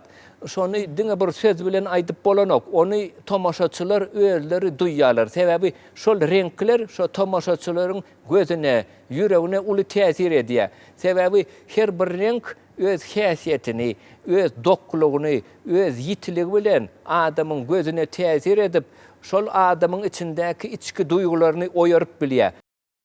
Ine şu suratan bizi ayratyn özüne çekdi. Özüm şoň egnini Türkmen zenanynyň geyinin köýnüginiň gazyl renki. Ol bize bir zady ýatlatýar. Özüm size ýetirmeli juda mühim zatlaň biri. Suratkeşler hemme renk hem gowurýam käler ýa-da olaryň ayratyn söýýän renklerem bolýarmyka? Juda täsin sowal şey. Bize meýalim etdiler, ızza daga renkleň arasyndan gazyl renk iň gowy görýän renkdigini. Ine şu gazyl renkli köýnegi göremizden hem ızza dagaň söýýän renki biziň ýadymyza düşdi. Şu suratam azat kılıçlan garnaşlar eken taqiy gaýtsak ızza dagaň ýan ýollaşy ene daýdan garnaşlarynyň eken Amanul ejeň suraty. Amanul eje häzirki wagtda ol biziň şu döwrümizden bagtyarlygyny gowanyp ýaşap ýör. Oň ýaş döwründäki suratyny Şonun ýaly şahsiýetler, şonun ýaly suratkeşler hakykatdan beýik ustadlar türkmen sunuwatyny arşa göterýärler. Hemde Azat Kılıçev türkmen sunuwatyny öz eserleri bilen hemde öz döwürdeş ýaş suratkeşler bilen Germaniýada, Italiýada, Fransiýada, Koreýada, Çekoslovakiýada, Bolgariýada geçiren sergilerde şol ýurtlary, şol tomaşaçylary Türkmenistan bilen tanıştırdy. Türkmen sunuwaty bilen tanıştırdy. Türkmeniň sazy bilen tanıştırdy. Türkmeniň milli sunuwatlary bilen, haly sunuwaty bilen, keşte sunuwaty bilen, keçe bilen tanıştırıp bilýän ustad hakykatdan biziň medeniýetimiziň gadymlygyny hem de onuň ýokary derejesini nakkaşçylyk eserinde subut edip bildi, hem de şöhlelendirdi. Azza daga ayratyn tebigaty söýýän bolsa, iňçeligi söýüpdir. Ol ayratyn azza daga diýilenne ilkinji nowatda öz türkmen halkynyň milliligine ayratyn ünüsi bolupdyr, söýgüsi bolupdyr. Şol söýgünim öz işini şöhlelendiripdir. Inni şol bir wagtda öz töweregini türkmen zehini bilen döreýän şeýli iňçe sunugat bilen bedemänem başarypdyr. Ine şu horjun görnüşli ýadyny stoluň üstündäki örtgüler şolarym ayratyn saýlap alyp ol öz ustahanasyna goýup ulanypdyr. Şonun ýaly eserler, şonun ýaly eserleri döredýän halypalar häzirki döwürde hem biziň ýaş suratkeşlerimiz üçin uly ýörelgedir. Sebebi häzirki döwürde ýaş suratkeşlerimize uly mümkinçilikler döredildi. Häzirki döwürde durmuşyň tapgyrlary, durmuşyň bady täze gözellikleri, täze ýollary tapmaga uly mümkinçilikler döredilýär. Hem de ýaş suratkeşlerimiz şunun ýaly halypa ustadlaryň eserlerini öwrenip öz üçin täze bad alyp hakykatdan öz watanyny söýmäge, öz halkyny söýmäge, öz halkynyň taryhyny, medeniýetini söýmäge uly itergi bolýar, uly höwes döredýär. Azat Kılıçev'da şeýle bir eser bar. Güllüş mövsümüne diýilip atlandyrylýar. Ine men ýanymda görnýändir şu arka tarapda. Ine şoňa seredip Maya Kulewadyň naky Türkmen Milli Konserwatoriýasynyň molumy Şemşat Amannepesowa täsirlenip Güllüş mövsümüne ady bilen Edil Azza dagaň işine bağışlap bir saz döredipdir. Şemşady ýene de hormat bilen gepleşigimize çagyrýar. Öz saz gurulunyň ýanyna gelse, bize şol sazy ýerine ýetirip berse, bizim höwes bilen diňlerdik. Ona gelin garşalýasdy.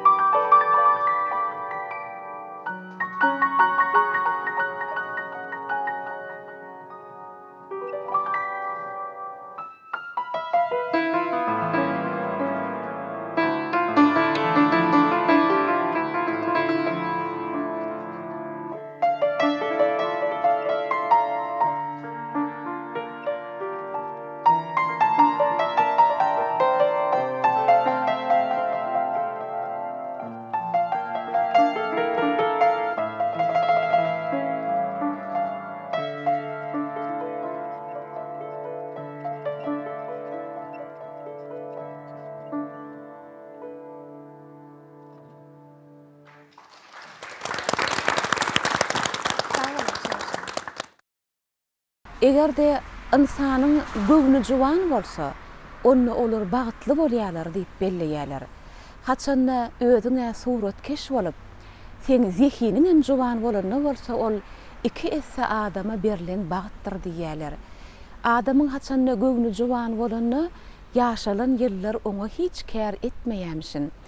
Egerde özüň suratkeş bolup, sana berilen tebigatdan şol zihin hem juwan bolany onu sen döreden eserleriň baky ýaşaýar diýärler.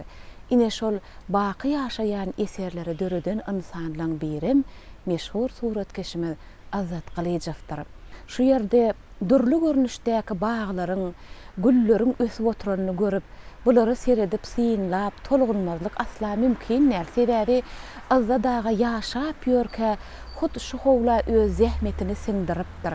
Belki şu howlyň şu borçyny, belki biziň duran ýerimizde, şu ýerlerde azza daga öz surat çekýän enjamyny goýup, ol belki de galamyny ýöredendir. Renkler bilen iş salşandyr. Indi şu güllen döreýän bagy kemale getiren zenan hakynda da size kelam aýtmak isleýär. Azat Kalyjewiň ýan ýollaşy ene daýda ilgün miweli baglardan bag döretse, ol güllerden bag döredipdir öz howlusyna.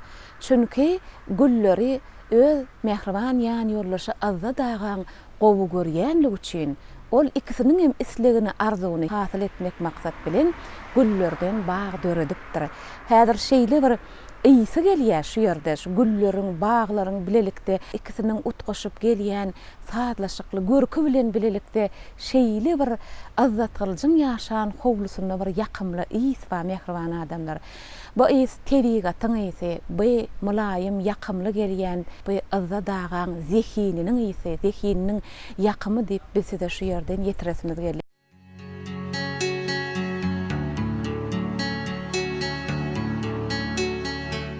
Suratkeş diýilende giden bir ussahany, ýadyny şular ýaly surat çekilýän enjam, galam, renkler gözeňe gelýär. Ýönen häsiredin edil ýazyjy şahyrlaryň haýaly Azat Kalyjyň hem öz iş stoly bar ekeni. Oň nesilleriniň aýtmaklaryna görä şu iş stoly edil şu jaýa 1995-nji ýyllarda göçüp gelmeýäkäler öňkü ussahanasyna da ulanan ine şu stol ekeni. Şu iş stoluna seredende ilki bilen bir boýsunup halka ýetiresimiz gelýän zatlaryň biri bar. O da biziň mehriban arkadagymyzyň türkmen sunuwatyny, türkmeniň zihinli ogurlaryny, olaryň özleri ötüp gidenlerinden soňam goýýan bilinç sarpasynyň nyşany bar şu ýerde. Ine şey mehriban arkadagymyzyň Azat Kalyjew aradan çykandan soň ine takyga aýtsak 2016-njy ýylda Ussat suratkeşiň watana bolan söýgüsi üçin diýen ine şu resmi namany hemde ine şu medali oň nesillerine gowşurypdyr eken. Ine Azat Kalyejewiň häzirki wagtda da iş stolunyň üstüne mehriban arkadagymyzyň meşhur suratkeşe beren ine şu nyşany, şu medali bedäwatyr. Bidem muňa çoňmar ýürekden şeýle guwanlyk, buýsanlyk, mehriban arkadagymyzyň atalarymyzyň geçen ýoluna şeýle uly sarpa goýýan ýagşy ýürelgesiniň geljekde de dowam bolmaklygyny ýene bir ýola arzu etdik. Men Muhammedow Recep Berdi, suratkeş, Türkmenistanyň sergiler müdürlüğiniň şekillenir sunat sergi merkeziniň direktori bolup işleýän, ýanky diýişim ýaly suratkeş bolanym üçin her bir çağa, her bir adam bir kär edinenne, ol bir ýöne ýerden şo kär saýlap almaýar, şo kär edinmeklik üçin käbir zatlar sebäp bolýar. Suratkeş bolmaklygymy näme sebäp bolýar diýip ýaşym bir sene baran soň pikir edýän. Ýadyma ýaş çağa kam bir 70-nji ýyllarda ýürüýte bir kiçijek bir gaty bir owadan bedelen türkmen halk ertekleriniň kitapçalary bolardy. Bivjan diýip, Ejekejan diýip, Ýar Tolok diýip, şunuň bir gaty ütköşük bedegi bolardy. Indi şu wagt ýadyma düşýär şu kitapçalaryň suratyny bedenem Azat Kalyjew. Onuň çağalykdan şu bilýän mektepde bir soralýat da çağalardan ulalaňyzda näme boljak diýip men Azat Kalyjew ýaly suratkeş boljak diýdik de. Şonun ýaly innim edil özümiň suratkeş bolmagyma bir hil ızzadaga sebäp bolan ýaly. Onun netibem çekip 75-nji ýyl çeperçilik mektebine okuwa girdim. Ondan şonu okap ýörse o adam näme tekdi oturk girilýärdi. 70-nji ýyllaryň bir hili renk ýagdaý kyn, gitdi. Diňe suratkeşler birleşmesine şonu renk satylýardy, olam diňe suratkeşlere berilýärdi. Biz ýalyk taliba da berilen. Ondan menim näçegim bilmän ızzadagan tanamsaň daşyndan ustahanasy bar, oň ýüzünde de ızzakly içip ýalydy. Onun göni bardymdan manyň kapysyny kakdym. Kakdym ol ızzadaga çykdydany. Inim näme gerek diýdi. Menim ızzadaga maňa bir renk alyp bersene diýdim. Olam bor diýip ýaltanman şo taýda bir ýerdemine, şoňa baryp gerek renkiň saýlady allydy. Şeýdip men gerek renklemni saýlap alyp şondan ızzadagany hem goloy tanap başladym, hem bir hili bir atamyz ýalak bir gowy gördükde. Şeýdip netibeden diplom işini tasdiklamak üçin terge diýäs, ýani sınıfyň içinde. Ondan menem dogrusu ýaş döwrüm teredip surat çekmäni gowy görýärdim. Ondan sonra suratlar asyp bir diplom işimiň eskizlerini goýdum aşakda boly. Sino toparynyň başlygym ızzadagady. Olam girdilerde ýanky sınıfyň içine. Soň birden meni çağırdylar. Menem bardym olyny baryp salamlaşdym. Hansen işleň? Menem mine şu diýwarda asylgy işler diýdim. Diplomum mine plan diplom diýip görkezdim oly. Sen niýdi şu diplom etmeden şu saýlatdan bir 3 sany tebigatdan çekilen surat bar, sen şonu 3'sini ulalt diýdi. Ay menem öz gowy görýän zadym begenip üstünlükli gowy diplom ýazdym. Okuw üstünlükli oturup soň goşungulygyna gitdim, soň geldim Taşkent şäherine okuwa girdim. Aýtjak bolýan zadym men ýadyma düşýärdi, birden bir institutumyzda başagaýlyk başlaýardy. Ay eýle bir ylgyýalar näme bolýar diýsek ızzadaga gelýärmiş diýip. Sebäbi Azat agany şu Taşkent şäherine gaty tiýleýärdiler. Onuň sebäbi şu taýynyň bir iň uly suratkeşi Rahim Ahmedow diýip Azadaga bilen bilokan. Ondan şu taýda bir uly bir çäre bolsa hökman Azadagany çagyrylýan eken Taşkent şäherine. Dogrusynyň aňyrda da görüşüp Azadaga bilen soň işlemedi görkezip şeýdip gatnaşdyk gördük. O taýda da diplom iş ýazamyzda ýanky Sino toparynyň başlygy ýene Azadaga boldy. Soň gutorp gelemseňim Azadaga bilen gaty kän gatnaşdyk. Oňorsa da kömek edýärdi. Köplenç ýaşlara men bilýän ol diňe bir türkmen suratkeşlerine däl, bütün Orta Aziýanyň suratkeşlerine kömek edýän eken. Sebäbi şo döwürde Orta Aziýada Azat aga ýaly uly derejeli suratkeş bolmadyk. Bi hem deputaty bolan, hem rehmeti gahrmany bolan, hem şo taýynyň akademiýasynyň tawarçy agzasy, umuman şo taýda bir nähili ýokary dereje bolsa şonuň hökman gapdalyna Azadaga bar eken. Şeýdibem ol bütün şu Orta Aziýa suratkeşleriniň meselesini çözüp kömek edýän eken. Onu ol suratkeşlerin özleri aýdýardylar, şu adam aýdýarlar Azadaga şu daşar ýurtda ýa özbek, täjik ýa gyrgyz suratkeşler bilen dursaň hökman şu Azadaga ýatlanýar. Şonuň üçin Azadaga ol bir ýygyna uly bir ýatlanarlyk ýygy goýup giden adam.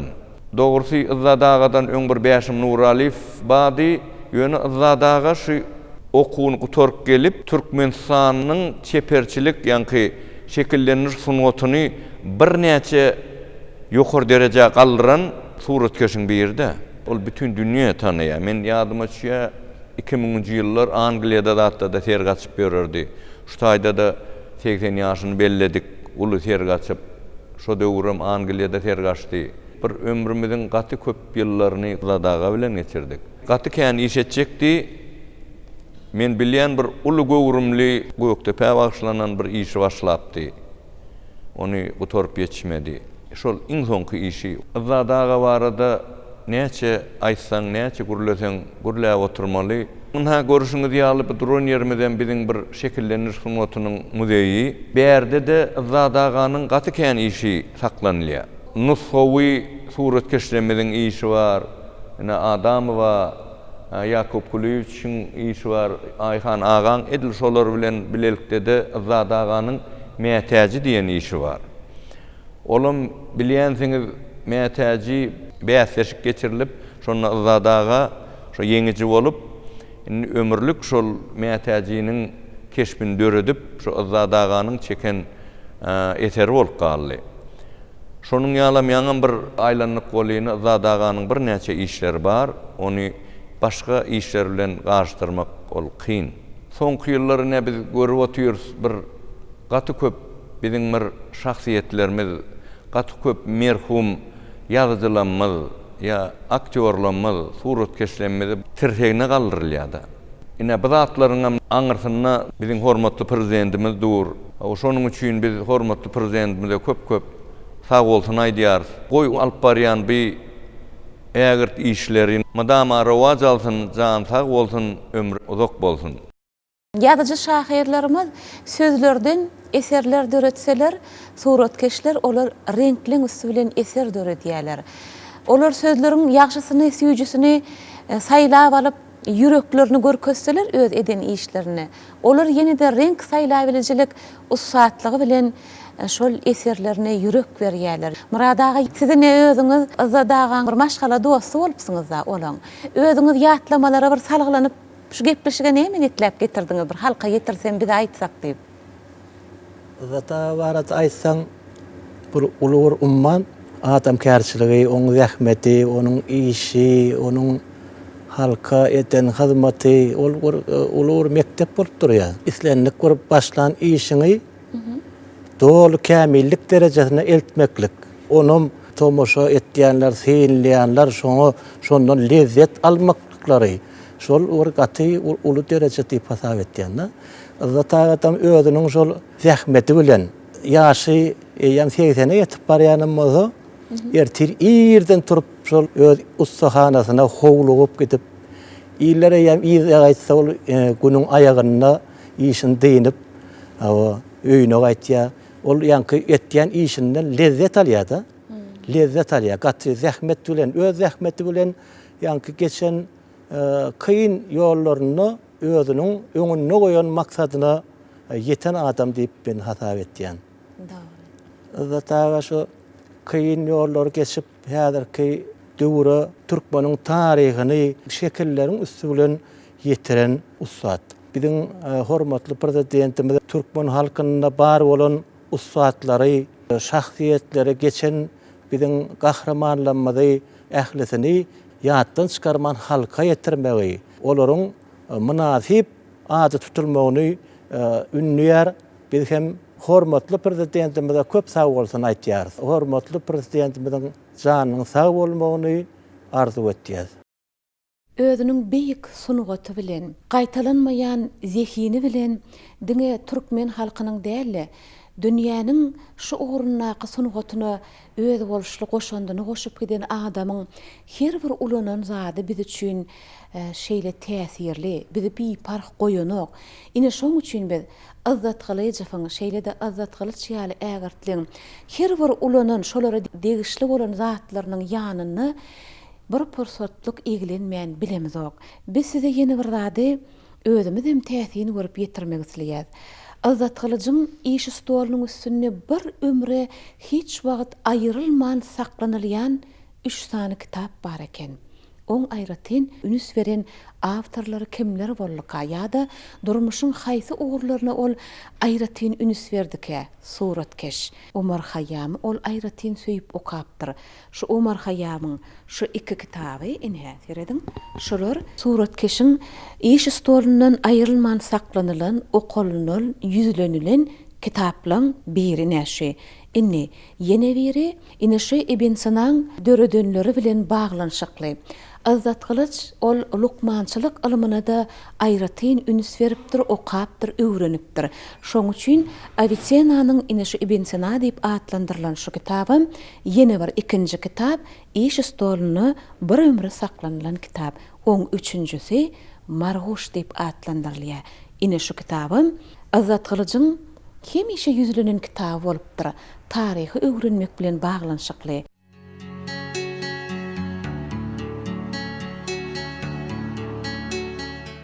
Azat Qalyjyw baradaky dördüjülük gözleglerimiz bizi paýtagtymyzyň ýaşaýjylarynyň käbir ýerleriniň öýlerine mihman bolmaklyga da getirdi. Ine biziň bu oturan ojagymyz Azat Qalyjywyň hut özüniň bilim beren okuwçylarynyň biriniň öýi. Ine okuwçy diýilende ýaşlyk ýada düşýär, talip diýilende ýöne. Ine biziň söhbetdeşimiz taky gaýsak Türkmenistanyň Döwlet Çeperçilik Akademiýasynyň ýanynaky Türkmen döwlet ýürüteleşdirilen çeperçilik mektebiniň ýokary derejeli muallimi Halipa Halyçy denanlaryň biri diýsegem ýalňyşamyk. Türkmenistanyň sungatda at gazanan işgäri Aman Dursun Ataýewa. Aman Dursun gelinejemiz häzirki wagtda da taliplere bilim berýär, okudýar, Azat Qalyjyň ýoluny geljekki nesillere dörejlik ýoluny geçirýär. Aman Dursun molum, ine siz hem döwrümüziň bagtyar enesi, hawa hem siz Halipa mugallim. Yeri gelende bellesek ine aýdyşymyz ýaly Azat Qalyj ýaly meşhurlugy eýe bolan, öz boluşly ýoly goýup giden suratkeşlik sunuwadynyň ustadlarynyň biriniň eline de bilim alypsyňyz.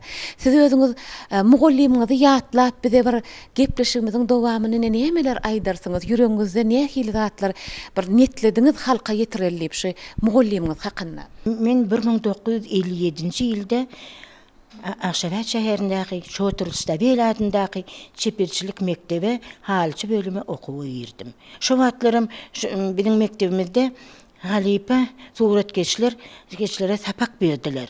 Şolaryň arasynda İzzat Nazarowyçym bardy. Öýde bir yumşak, öýde bir etipaý, öýde bir ýuwaş gürleýäti sapak okudanda.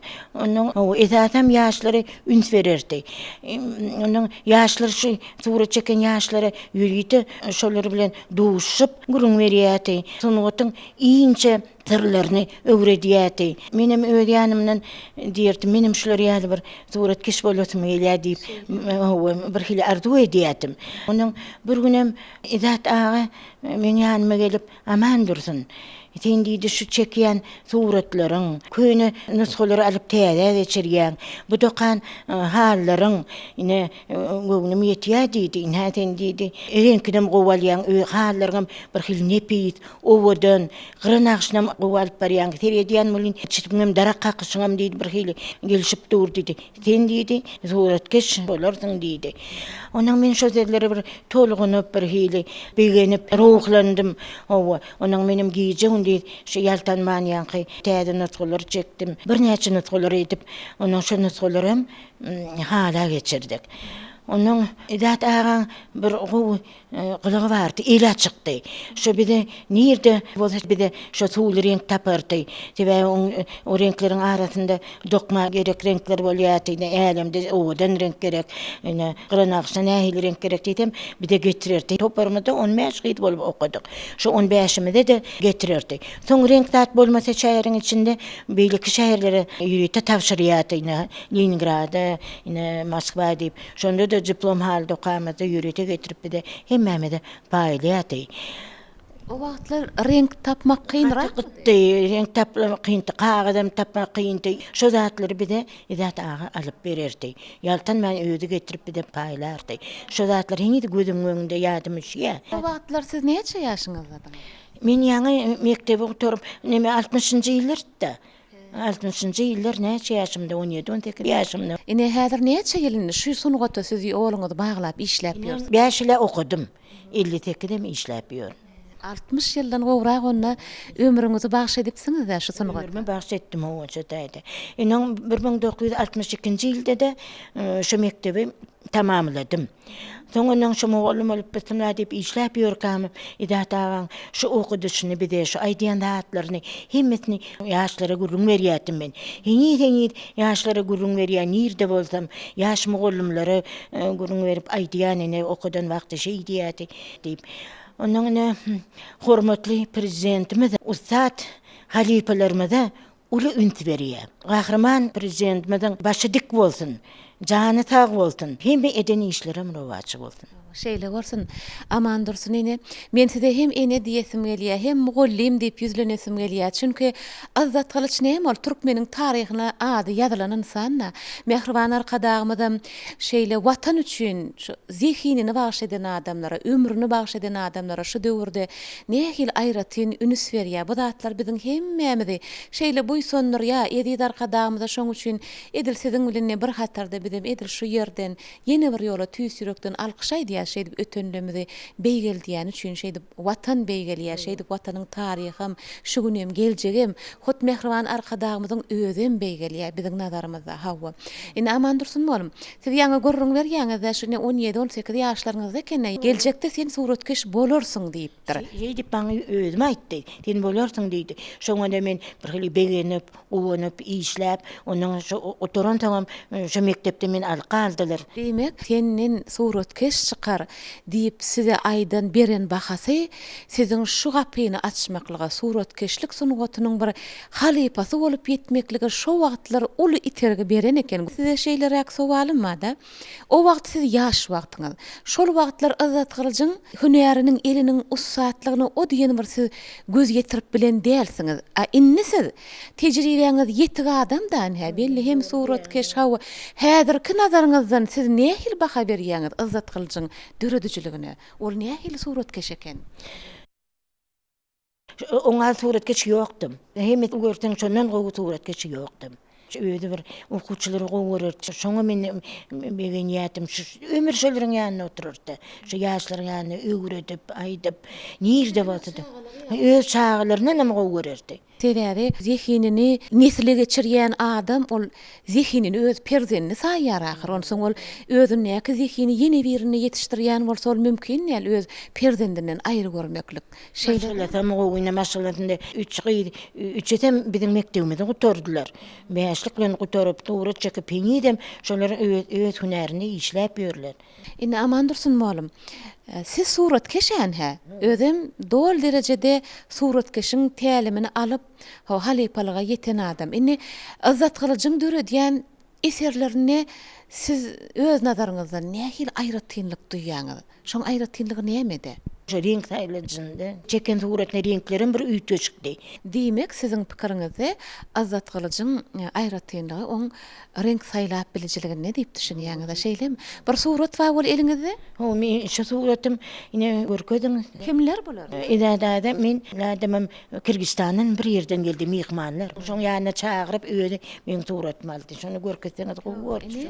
Şu bir wagt ine Aşgabadymyzyň taryhyny galan sahypalardan daşary döwletden gelen bir suratkeşliň biri bilen Azzadagy ne molumy hem öz okuwçysy ne aman dursun molum bilen bilelikde düşen suratlar eken. Ne beýle suratlar bärde öz mugullimi bilen bilelikde düşülen suratlardan ençeme bar eken aman dursun molumda. Siz şunu eliňe darsaňyz, hawa men onu alyp görkezden nädir. Şu ýerde aman dursun molumyň ýaşlygyny ýatlatýan, taliplik ýerlerini ýatlatýan surat bukçasyny eline alyp bize garaşyp oturan eken. Bir näçe bellikler edip arasyna sahypalarym goýuşdyrypdyr. Şolarda bir näçe gedek suratkeşler bilen bilelikde dörli döwletlere bir duşşyklara gider ekenler, öz watanymyzda bolýan eken. Ine şo ýerde de Azzat Kılıçew öz kärdeşleri bilen, şägirdleri bilen, mihmanlar bilen bilelikde düşen suratlar şu ýerde gyýylar we halçylar topary.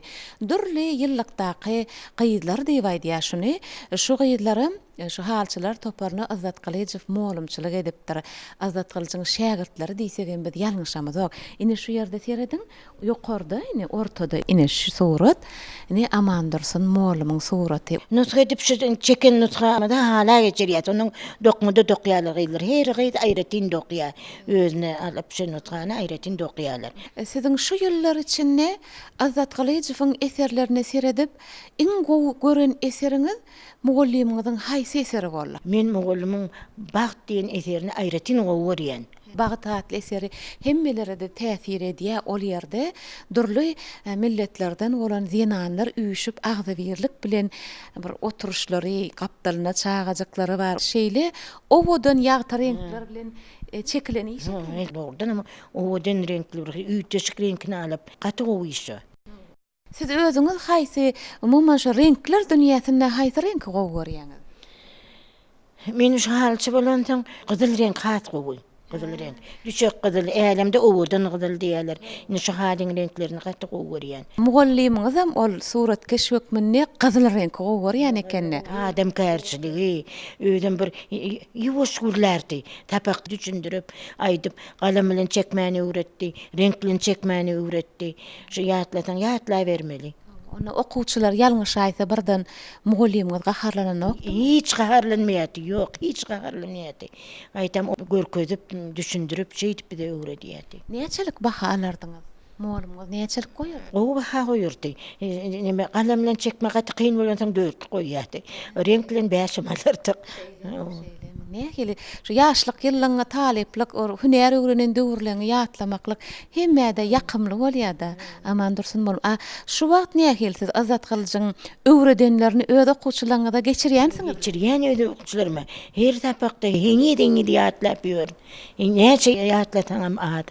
Eda dağan şu sözleri, şu aydan dağıtları, şu öwreden dağıtları, heňi-deňi edem. Ýaş mugallimler gelýär, şolara da gülüň berýän. Mugallimde de ýatlamagy mümkinçilik bereninde ahirman prezidentime de tagy bolsun aýdýan. Jany tagy bolsun, hemme eden işlerem rowaç bolsun, başam bik bolsun. O şeýle bolsun. Şu wagt näçe ýaşymda diýdiňiz? Men 79 ýaşymda. Biz Azat Kılıçyň okuwçysy bilen bugün duşanmada şeýle begenýät, ýaşlyk ýyllar hakynda gurrun berdi. Azat Kılıçyň halipa döwürleriniň mektebini geçipdirler bolar.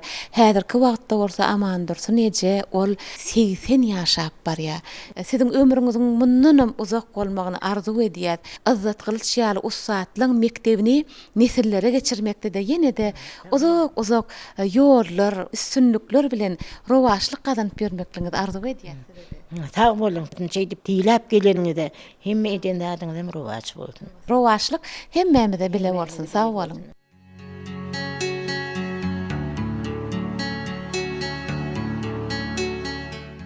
Azat Kılıçev entek 18 ýaşamaka 17 ýaşynda ol urşa alyp gidilýär. Ol edermen türkmen ýigidi bolup watan gorapdyr. Ine şonu suwud edýän, şol geçen ýollarynyň ýatlamasy hökmünde azda dağan hatirasyna döredilen şu öý muzeyine ine penjegem saklanylýan eken. Serediň tutuş iki tarap döşüne minhe penjegin şu nişanlar bedäp otyr. Bu azda dağan geçen ýoluny goýulan hormaty suwud edýär. Watan goramakda azda dağa öz sungatynyň daşyndan ine şeýle görülýänim görkezip bilipdir. Ine şulaň arasyny serediň magtumuladynaky halkara bayragam berilen eken azda dağa. Taryhdan siz bilýänsiňiz 1945-nji ýylda 9-njy may gününe Berlinne şu adamzadyň watan söýüji ogullary ýeňişi garşyladylar. Ine şonu azda dağada şol Berlinde ýeňiş üçin, ýeňişi gazanmakda görkezen edermenlik üçin berilen eken. Ýeňiş geleni güni azda dağaň döşüni beden ine şu orden nesiller üçin edermenligiň nişany be, nesiller üçin watan söýüjiligiň nişany hökmünde nagtap aýdasymyz geldi. Ine şu azda dağaň geçen ýolunyň bir ýeňişlere wesenenligini suwud edýän görnüşler şular.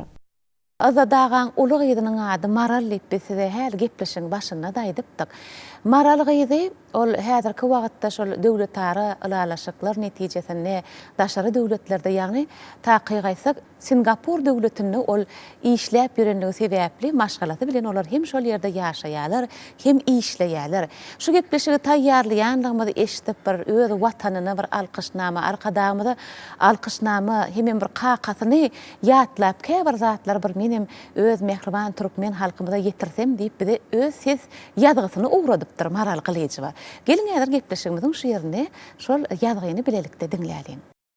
Ediz söýgüli türkmen watandaşlar. Tide günürtü günnogar aýdan ola salam iýerýärim. Meniň kakam Azat Kılıç watanymyzy ýürekden söýýän adam edi we bu söýgüni dünýä iýnemizden bäri biziň ýüreklerimize hem ornaşdyrdy. Biziň maşgalamyz we kakamyň bize siňdiren söýgüsi barada köp aýdyp bilerin. Ýöne watana bolan söýgüň iň ýokary görkezijisi tiziň etýän işleňiz we ýurduň ösüşine öz goşandygyňyzy goşmak diýip ejem bile kakam bize hemişe aydyp bererdiler. Şol sebäpden kakamyň sungatyna we onuň alyp baran uly jemgyýetçilik çärelerine seredende diňe bir öz ýurdumyzda dälle biziň watanymyzyň gözelligini wasp edip türkmen sungatyny hemde halkara çıkardy. Öz geregimde surat, aydym saz, poeziya we edebiyat pudagyna türkmen sungatynyň karifeylerini ýatdan çıkarmaýanyňyz üçin hemem kakamyzyň sungatyny ýurdumyzyň medeniýetiniň ösüş taryhyna eden işine ýokary baha bereňiz üçin hormatly prezidentimize tüýk ýürekden köp sag bolsun diýäris. Biz bolsa watanymyza bolan söýgimiz bilen gubanyp, hemişe buýsanyp, güneşli Türkmenistanymyzy söýürs. Şu burça ünsferiň bu eserdäki şu türkmen ýaşulsy Azat Kılıçowyň kakasy. Azat agan kakasyny Anna Kılıç Tuğhan Nadar oglu diýer ekenler. Hana şu surata bir üns berseňiz, Anna Kılıç agan eline latin hat ýazywyna ýazylan harplyk kitaby bar. Şol döwürde ilkiler kemale gelen mektepler bolupdyr. O barasında. Ine şol mekteplerde okutmaklyk üçin harplyk kitaby ýazyp, şonu düzen adam eken. Şonu biz size buýsanyp aýdasymyz geldi. Azza dagan hut öz kakasam şeýle zehinli, bilimli adam bolupdyr. Ilymy, bilime, ömrüni baglan kakasynyň suratyny ine şu eserde Azza daga berip başarypdyr. İkinci gıyda Cerennidik size, üçüncü gıydam Lale. Şol suratda görnýändir, azadaga şol suraty üljeli gıyjaga diýip atlandyrlypdyr. Han daşarda ýaz pasly, aynadan epişkeden daşary görnüp dur özüm, aynaň aňary ýanyny ülje miwe berip otyr. Hem ýygyp alyp çygyn hem oňa guwanýa hem iýä şol azadaga öz Lale gıydynyň suraty. Jeren Kılıçowyň aýtmagyna görä, ejesi ene dayda ene kenne ady. Güllü joraplar güllänni şeýle bir ogudan renkler seçip saýlamany başarar eken. Azza dagada surat çeken. Onsoň ikisi maslahatlaşyp birege ene daydadan köp milliligimiziň mahsus renklerini Azat Kılıçow öz maşgalatyndan öwrenipdir. Şonu aýtmak isleýärdi. Hawa köp sag bolun size de ene meňli siz görüň bereň şu ojagyň gaýdy bolup ulalypsyňyz sizden. Yadıma düşe Azat Kılıçow men daýy diýip ýüzlenýärdim. Olar maňa hemişe gyýdym diýerdi. Daýym bilen şu pensiya almana ýanyna ýollaşyp gitýärdim-de. Onuň pensiýany alandan soň ustahanaga gitýärdik. Onuň şona ýolla barýak o men süýjüdatlar iýmeni gowurýanyny bilýärdi-de. Onuň doňdurmajalarsyň diýip hemişe pul jagaş bererdi maňa. Awa. Onuň mundan başga daýym değişmeýän şeýle gowurýardy, ýumşak, mylaýym, mehriban adamdy-da. Hemişe ýagdaýyň sorardy. Özüm diňe türkmençe öwürleýärdi. Bir edem gyýdym diýişim agyrýa, onuň şonu daýym üçin diýişiň agyrýa diýsem, şo gyýdym meni diýiş halan däller, uruş döwrüne gatnaşanlygyny maňa görüňberdi. Daýym meni öz gyýdaryndan aýry tutmany, meni şeýle gowurýardy. Şeýlemi? Awa. Şu mümkinçilikler döredip berýän hormatly arkadamyza köp sag bolsun, aýdýar, goýan sag bolsun, ömrü uzak bolsun, tutýan tutumly işler hemişe de rowajarsyn. Şeýle bolsun. Sag bolun. Şimdi talipler, biz size yüzlenmekçi, belki köp sowallaryňyza jogabam tapansyňyz, belki halipalaň görüňlerini diňläp, ýene täze sowallar ýüze çykan bolmagy mümkin. Sowal berjeňiz barmy talipler halipalaňyza? Kimde sowal bar? Hani berýin, biriňiz berin. Men Türkmenistanyň Döwlet Çeperçilik Akademiýasynyň Synaw Töwrenş kafedrasynyň 5-nji ýyl talebi bir babay Ogulşat. Men şeýle halipa suratkeşlemede şeýle soramma, halipa ustaz suratkeşimiz Azat Kılıçowyň bir näçe zenanlarymyza bagşlap döreden eserler bar. Şolar dogrusyny aýtyp berýärler. Haýsyňyz aýtjak halipalar. Aýdaýyn. Zenan keşfin Azat Kılıçowyň eserlerini Erşarga sol keşe diýdim bolýar. Täze şol zähmet temasyna degişli eserlerinde de, ene we çağa degişli eserlerinde de, hem yerde şu zenanın ütüşük Türkmen zenanına mahsus häsiýeti berip bilmeklik şonu başarýardy. Şu esasen şu tegelek şekil belli eserlerinin biri Bağıt diýip adlandyrılan. Şu taýda şu zenan keşfi, Türkmen zenanının keşfi diýsen ütüşük şekillendirilýär, şu berilýär. Şol eser men kirimçe Türkmen zenanyna bagşlanan zena hökmüni eredip bolar mukadden. Belki onu teorenciliğin başka pikiri vardır. Men pikirimçe şol eserin özünde diýem Türkmen zenanynyň hakiki keşfi görkezlen mukadden. Iniseredin öz perzentleri bilen bileje. Şu bizim vatanymyzda ýaşan durly halklaryň zenanlarynyň özlerine mahsus milli eşikleri bilen berip durýardy. Aýratyn şu gyzyl reňki gowur ýani kennidiga surat keşimiz. Şol gyzyl reňki şu ýerde köp ulanypdyr. Ýöne ol agdyklyk etmeýänler. Surat keş tarapyndan ýene-de bir zady aýtmaklyga çalşalypdyr.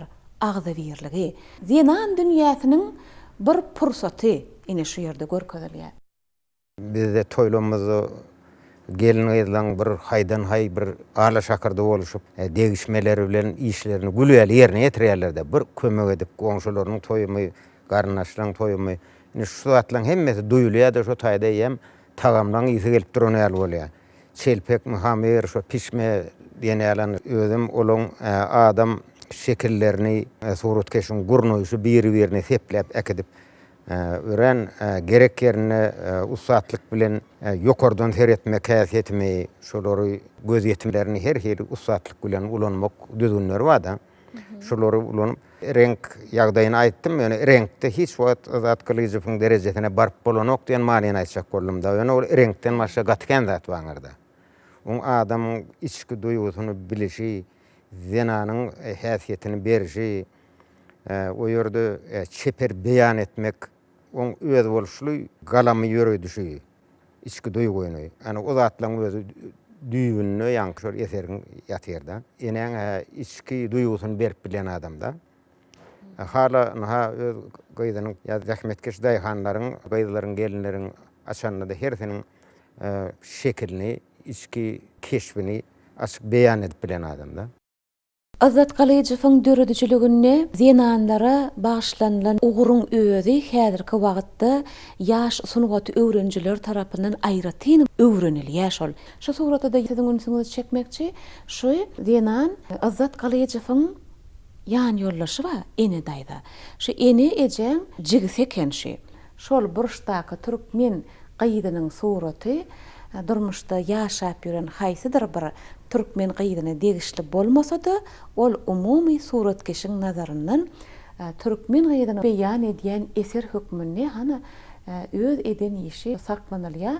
Ekörüm saçlyja, o gadim biziň ene mamalamyzyň giyinýän nagşlyja köýnegi, güllüje ýaglygy, şol görnüşde türkmen gaýdy.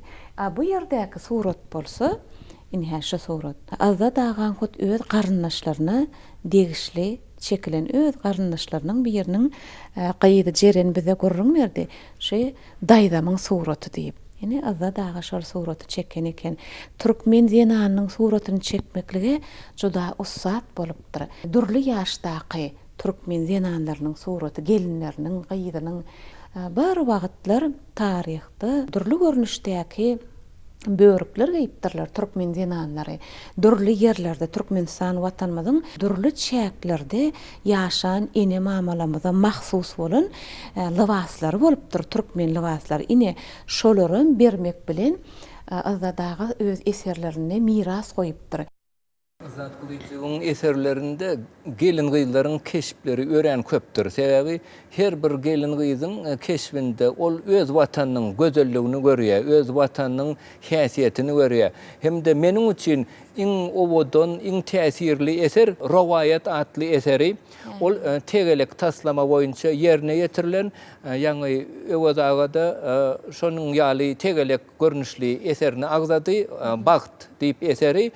Şu tegelek kendiriň ýüzünde haly dokayan we haly üçin ýüpleri saýlayan gelin gyzlar görkezilipdir. Şol eserde görkezilen gelin gyzlaryň keşfinde olaryň owodan barmaklarynyň arasyndan geçýän şol renkli ýuň sapaklary hakykatdan hem rowaýada öwrilýär.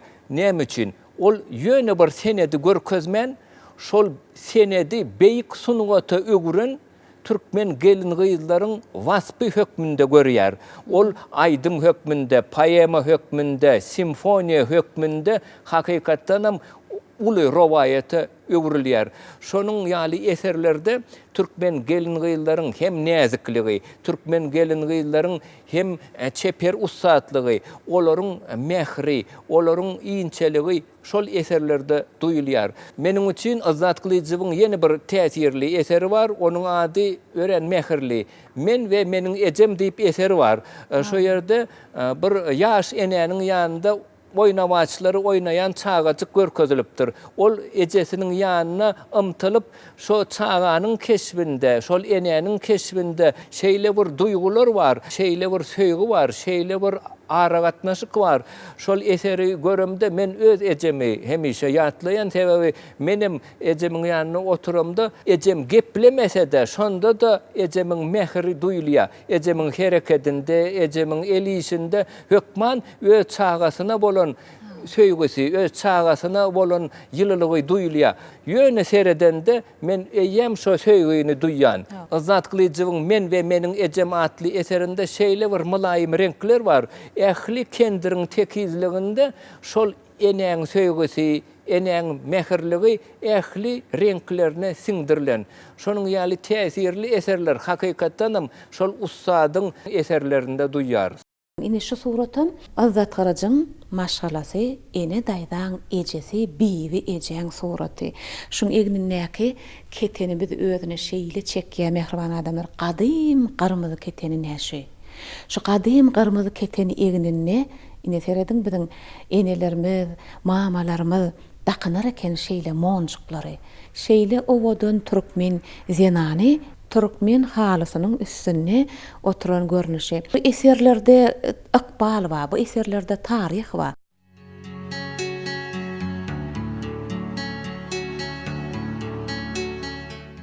Mehriban adamlar biz size maglumatlarda ýetiripdik. Azda dağı olar maşgalada 4 ogul prezident bolupdyrlar diýip. Ine Anaglyç Ahunyň ogullary. Olaň iň ulysy Reşit Galyjy. Ine biziň bu gelen öýümüz bolsa, ine şol Reşit Agan Muhammed atly oglunyň öýü şu olajak. Be size yerleşýän ýerini ma'lum etsek, Mar şäheri. Biziň söhbetdeşimiz şu olajagyň gelini ine Muhammed Agan ýany ýollaşy Ogulsenem Galyjy bar. Ogulsenem gelince ne tarihte ýyz goýup giden adamyň bir ojaklaryny siz gelin bolupsyňyz nesline. Muňa özüm uly bir döwletlikden alamat. Şolaň arasyna goşulyp gatylyp bir şolara münasip bolmak, şolaň zehinini de at awraýyny da münasip nesilleri terbiýelep ýetişdirmek şu zatlaryň uly jogapkärçiligi bar. Gaýnataňyň inisi bolupdyr, körpe inisi Azat Galyjy. Ine şo barada bir nähilrek gurrunlar bererdi. Ine gelini bolup düşmeklik näme? Dol şol öýüň perzendine gyýdyna öwrülip gitmeklik de şolar barada aýdyp berseňiz. Men şu jogan tek gelin bolup düşmäkämem. Okuwçy wagtlamadam Azat Galyjyň suratkeşligini biz bilýärdik, tanýardyk da bu ökde suratkeşler diýip. Ozaň men şu joga gelenden soňam men gaýnatamyň körpejigisi bolýarda. Men şonu gaýnatamyň gurrunlarynyň azakenne tanýardymken, ozaň käýärim iş tapar bilen mara gelýär. Şonna bize gelip geçýärdi da, oğullara gelip geçýärdi. Şonna gaýnatamyň ýanyna bir dalym oturup gümür ýamr edip oturýar da menim çay paýa berýän näme de bolsa men de gelin adamken olaň ýanyna oturamok bolin. Şonna gaýnatam begenýär. Doğan arasında var näil döredijiligiň sunugatyň söhbetini edýärmi dolar? Edilmen ýanlaryny oturba dinlämek ýöne gürüňleşip oturýardylar da. Reşit Ağa hiç ýyl surat çekmeýärmidi ol? Yok, Reşit Ağa var injener dol. Su guruluşyky injenerdi de ataradan inni guşuňdadyň guruluşyklaryna da işlän adam, gaýnatam. Şon ýaly ol ýöne oňur başga dol suratda da çeken ok. Ýöne özi ustaçylyk etýärdi ýöne. Ana şoň ödem bir suratkeşligiň bir ugry diýsek ýalňyşamyz. Agaç ustasydymy? Ha, öýümizde bir zat oňarmaly bolsa Reşit Ağa, hemme dadym Reşit Ağaň öýde oňarýar da, gaýnym hemme dad elinden gelýärdi oň. Bejerip awatlap. Ha, awatlaya. Ähli dad elinden gelýärdi öýlemi gowy. Gelenne giden neşil öýüň siz gelne-de onuň nähirläk tagamlar taýýarlap bir hödür ederdiňiz. Öýde gurrun edilýärdi men azat şolary ýaly nahary tagam gowy görýänler. Hawa taýýarlaýsaň diýlen ýaly gurrunlar bolýarmydy? Rişidaga ıgat gelýär diýip aýdarda. Menem köplençe palaw etýärdim. Palaw ýa men özüm üçin, şolar üçin gowy etýärdim-de. Sebäbi palaw tagamy bu milli naharymyz islenlik hormatly mihman üçin eberleýän naharlaryň biri. Rişidagaň agtyklary bilen bir ýüzleşýänler gelenne, doganyň çağalar bilen näle garaýşy bardy? Ol gelen atlary bular kiçiräkdi. Yumşak setli ýuwaş bir hil ýuwaş adamdy da. Mehirliken, onýalken geplegenem däl, sypaý adamdy da. Bulan özleri amyrgaty geplegenem däl, gürrüňçi däller men gaýyn taraplarym. Ondan ol adamym şo ızadaga da şonýaly ýuwaş mulaýym gepler. Adrak gepler, şonýalrak gepler. Hawa manyly görler ýöne. Adam näme? Häsiýetine görä käbir adam köp gürlegenrek bolýar. Hawa çeper sözlük diýilýär, soğan göýlük diýilýär. Käbir adam näme? Zihinin eliň üstü bilen şoň ýaly giden bir eserler döredip oturan adamlar bolýar. Eliňizde şu kitaby saklaýaňyz bol bir zat aýtmakçymy bide? Hawa şunu şol zataga gaýnatama şunu soğut veripdir. Hemme ştaýda çeken turatlar var. 86-njy ýyl veripdir. Bir de mine şonu ýadgarlyk hökmünden dama käýärim görýär, atýar içinde turatlar var, çeken turatlary. Näme diýip ýazypdyr şu ýerde? Izadagan gol ýazmasam, awa näme diýip ýazypdyr? Mehriban doganym Glyjy Freşide. Men çeken turatlarymdan. O da dogany sarpa goýmak, hormat etmek, onuň ola uly doganlara reşit öýünne onsoň azadagada körpeleri bir mehremlik gatnaşyklar syýlaw hormatam görnýär-de şu da. Bu näme bolsa ul doganlarda bular şu durmuşda kyn ýagdaýlara düşenne Rişidagada şolary iýdäp şol Moskwaçen ýazyp şo iki dogan ýetim alýar şolary Rişidaga gidip alyp gelýär, ruhsat alyp şolardan getirýär öýüne. Şu 1933-nji ýylda anygyly jaga öz ýan ýollaş, ýagny Azat Rişidaga daglan ejesi Rahmet Glyjy bilen Azat Glyjy ikijigi şol Gazagstana tarap göçürilip uğradylarny onu Rişidaga berdi ekenler. Berdi. Rişidaga şo wagt ýaşy ýetip aýretyn hojalyk bolup ýaşandan Karaköwli işleýärdi, ol galýar şo taýda.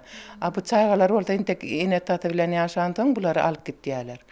Ozoň ol şo işleýän ýerinden gelýärdi şo 34-nji ýylda döwlete hat ýazýar. Şonu ozoň ruhsat berýärler bolan Rişidaga gidip şolary alyp gelýär. Azadagada şu zihinin bardygyny bilip Rişidagaň özi Azadagaň aladasyny edip onu Aşgabada çağalar çeperçilik mektebine uğradyp okudyp şol öz jigisiniň aladasyny eden adam Rişidaga. Ine şunu buýsanyp biz aýdasymyz gelýär şu Azat Glyjyň şu sunuwadyň ustady bolup ýetişmekde öz enatasyndan soň Rişidagaň ul ornunyň bardygyny şu Rişidagaň hormatyna şu gepleşiň dowamyny biz aýdasymyz geldi. Men Rişidagaň adyny agtyma taktym. Gaýnatamyň adyny hawa. Ola mine tölemä 6-njy synpa geçip hawa. Şeýdip ötenlerimizi ýatlamana ýol açýan, şolary ýatlamana mümkinçilik berýän arkadamyza ulu sağ bolsun aýtýar. Jan sağ bolsun, ömrü uzak bolsun alyp barýan şunýaly işlerine rowaşlyk arzuw etýän. Or senem mence beren gurrunlaňyz üçin köp sag bolun. Biz şeýle begeniyet gysga söhbetdeşlik emma biziň hiç wagt bir ýadymyzdan çykmajak duşuşyk şular.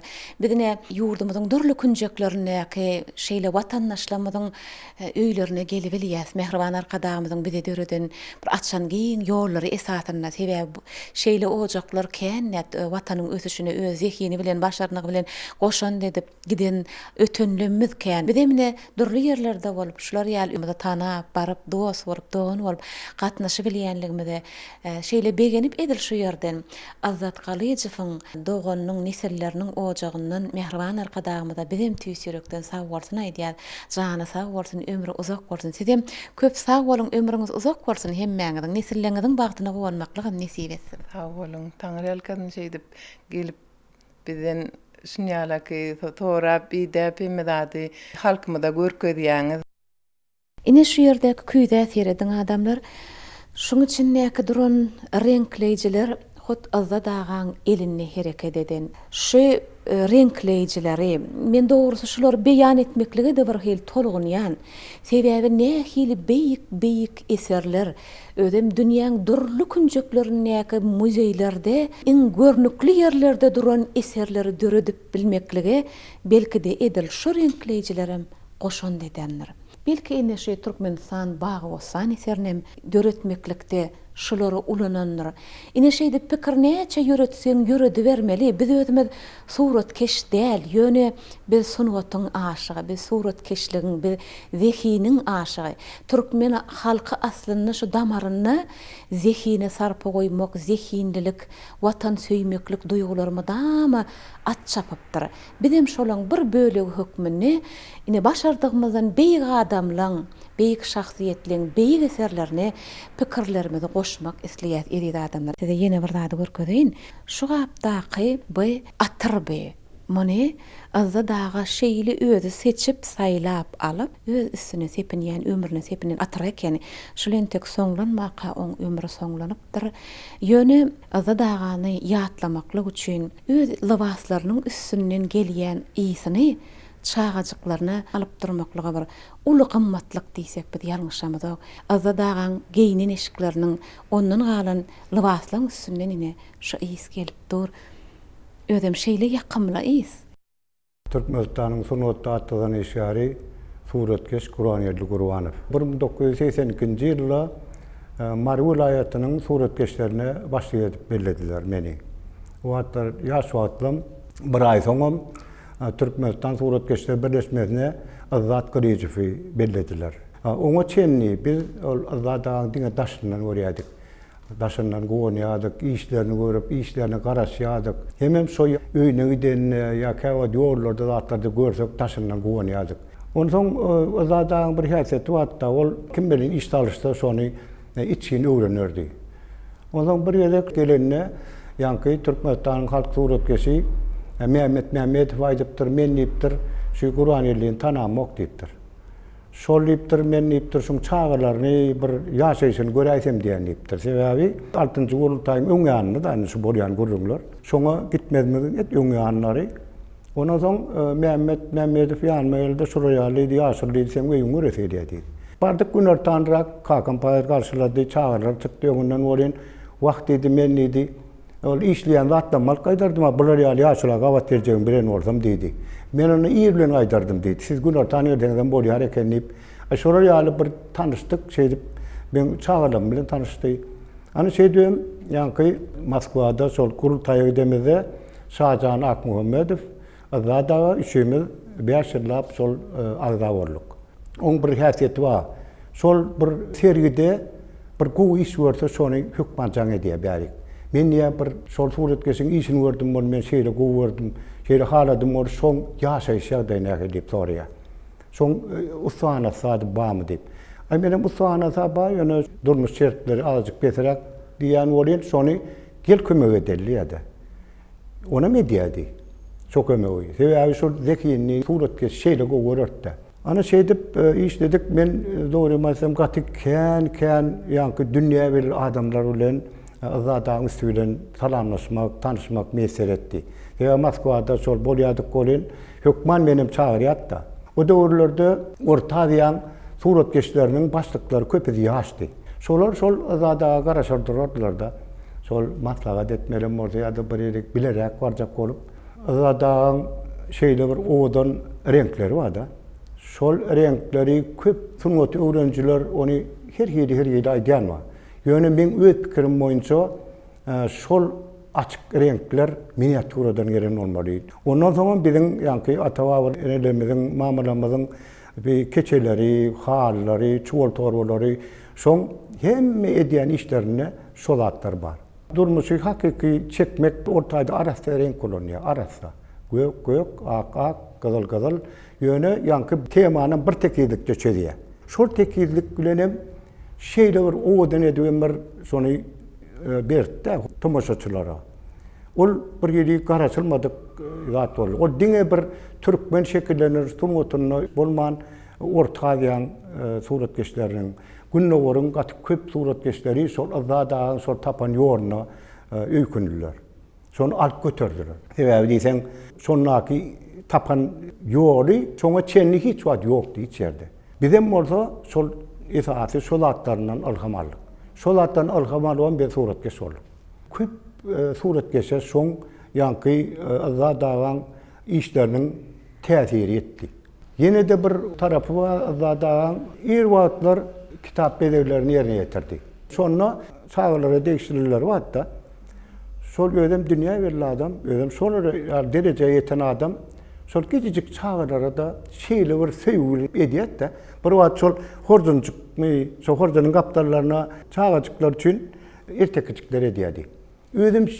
Ödem görürüm ediyedi sonu. Men şeyle bir sevgili ediyen tevabısı çağlar sevgili meali sonam sol çağlara yeter ediyen neydi. Ondan soň Berdiwuli Aman Sahatyw, ondan soň Azat Nazarç üçüýmiz Günnowar rawayatlaryny şol 8 jinsten ibarat şonu ýerine getiripdik. Dünýä meçhurlygyny aýratyn bir ýol tapan adam da Azat Gryjew diýen adam. Özüm hemiçe men odan watanym, men günüm ýaly gün ýok, men günüm ýaly ysgyn çeýle gün hiç ýerde ýok. Bizim iýän latdamyz görýän we tawam edýär. Şol hemme zatda şol watany. Ondan ýene de bir zada şaýat bolýardymda men köp gittim bile Moskwada gitdik görýän sonra manej diýip bir ýanky sergi zal bar. Sonra 3000den gowrak iş ýerleşýärdi şol sergi zalyna. 1000den gowrak suratkeş gatnaşýardy. İlk wada akademikleriň işlerini goýardylar. Başda şu giýraýenlerinde akademikleriň işlerini goýardylar bolýan. Sonra sol akademikden orta arasını Azadağan'a dur var, yan dur da. Bärik gelingen ha, men Türkmenistan, ine men Şuroyal oğudan, şeyler oğudan, watan. Ondan biz 3-4 bolup Orta Aziýan suratkeşleri, ýaş suratkeşleri şonu şeydip gürrüňet durkap arkamyza dur ekenler. Birden arkamdan edip eginme kalkdy. Näme gürrüňet dursuňuz diýip. Ondan soň kaptandaky ýaş suratkeşler aýtdy, biz siziň gürrüňiz diýär, siziň sol renklerinizi ne edip alýanyňyzy gürrüňet dursydy bolýan. Ay ol men watanymda. Ana şolar ýaram renk wada. Awa sonam dedi duýarsam ana şeýdem edýär, ana ýalpyrlatdy diýdi, geç gidiverdi. Awa şeýle bir men pirmonça türkmen halkynyň gursawyna ýaşamaly adamlaryň biri. Azat awan eserleri baki ýaşamaly, halkyň gursawyna ýaşamaly. Ne hormatly prezidentimiň bir aýdan sözi bar. Şu sunwaty döredýän adamlaryň öňünde, şol beýik sunwatlaryň öňünde başa getirýär. Şolar ýaly adamlaryň işleri Türkmenistanymyzda, bizim türkmen halkymyzy, bizim watanymyzy bedýär. 2016-njy ýylda hormatly prezidentimiz watana bolan söýgüsi üçin diýen medal osurdy. Şoňa şeýler begenlik eşitip ol adama näçe ýanky şol şaher paýyny ýapsaňam şol gelişip durda. Ana şu pursatdan peýdalanyp bizim hormat prezidentimizi şeýle adamlary ýatlaýan üçin, şeýle adamlary ýatlamagy mümkinçilik döredýän üçin tawursyn aýdýan hormatly prezidentimiziň jany tawursyn hemme edýän işleri rowaj aldy. Şu işin ýüzünde Azadağan goluny görýän bolsak, şu howlyň içinde bolsa Azadağan eliniň zähmetini görýär mehriban adamlar.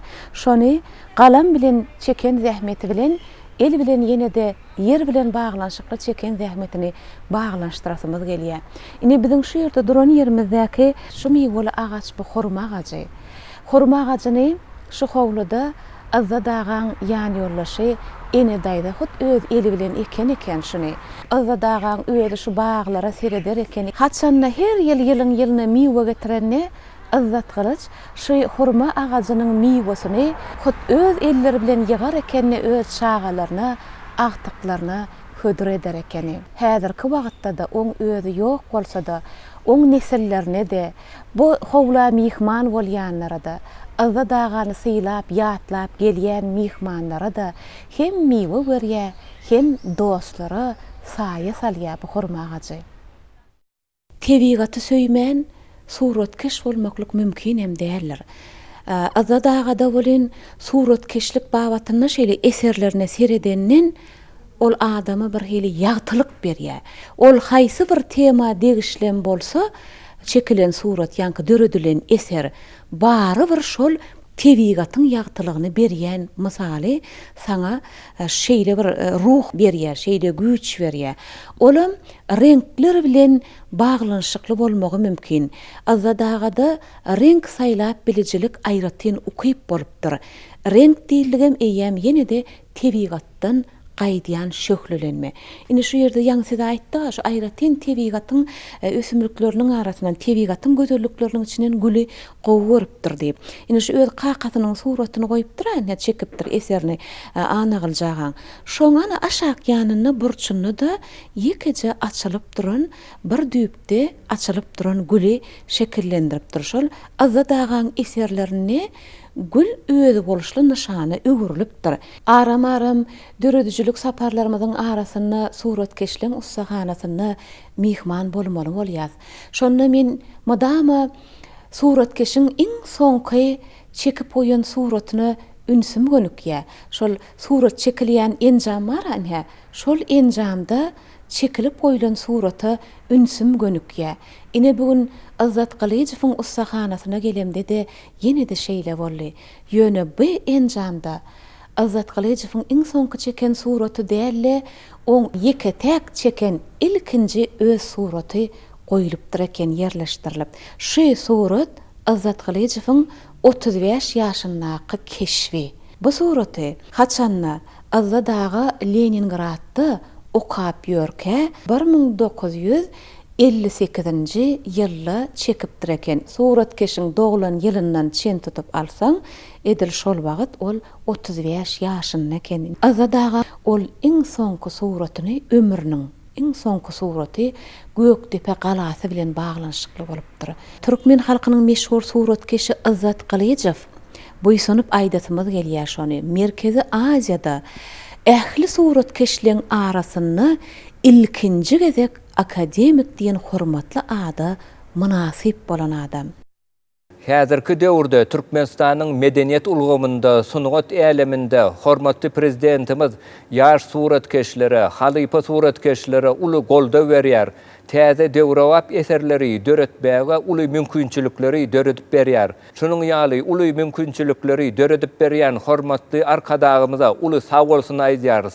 Hormatly prezidentimiziň jany sag bolsun, belent başy aman bolsun, il ýurt bähwitli arp balyan işleri rowat çalsyn. Sag bolun, aýdanlaryňyz bolsun.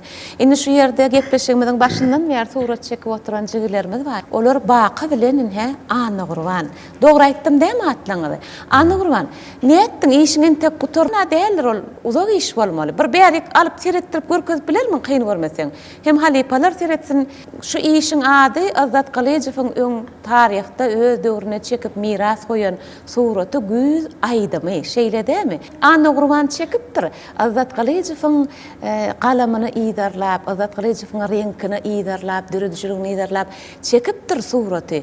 Ýöne öz ýüregini, öz duýgusyny, öz dünýäsini ol özüçe goşup bilendir diýip men pikir edýän. Sebäbi nesillere geçirýän ýolumyzyň özü şonu bizden talap edýär. Kaka geldim oğlum. Seredin şu surata.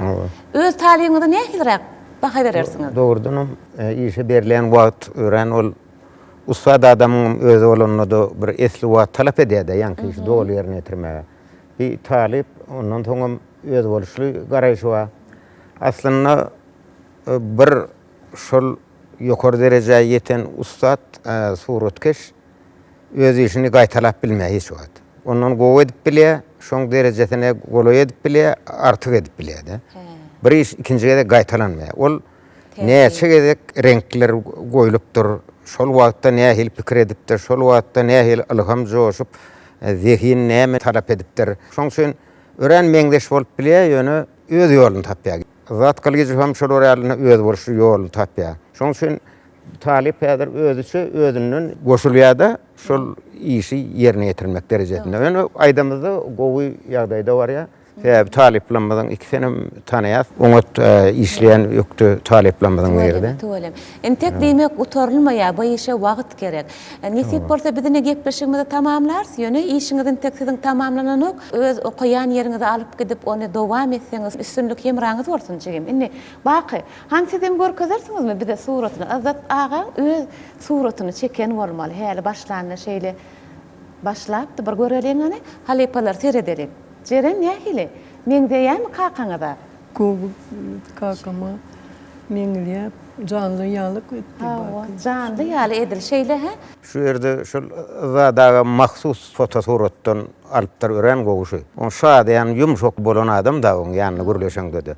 Şol awa içki duýgusy ýylyp şuňaly gürlenen prototy beýan edilip bir gowy häsiýetini oňa dalypdyr da. He, şu suratyndan aldyňyz he? Indi näme etmekçi şu? Suraty maksadyň näme etmekçini şunu? Çeken suratymy zadagan gaýry jeren gylýjyba sowgat bermekçi. Şeýlemi? Bolýa, sag bol. Gepleşigimize gatnaşyp rahmet etdiň. Hem öz üstüňde işlemek bolýa, hem biz üçin şeýle ýakymly pursat köp sag bol jegem.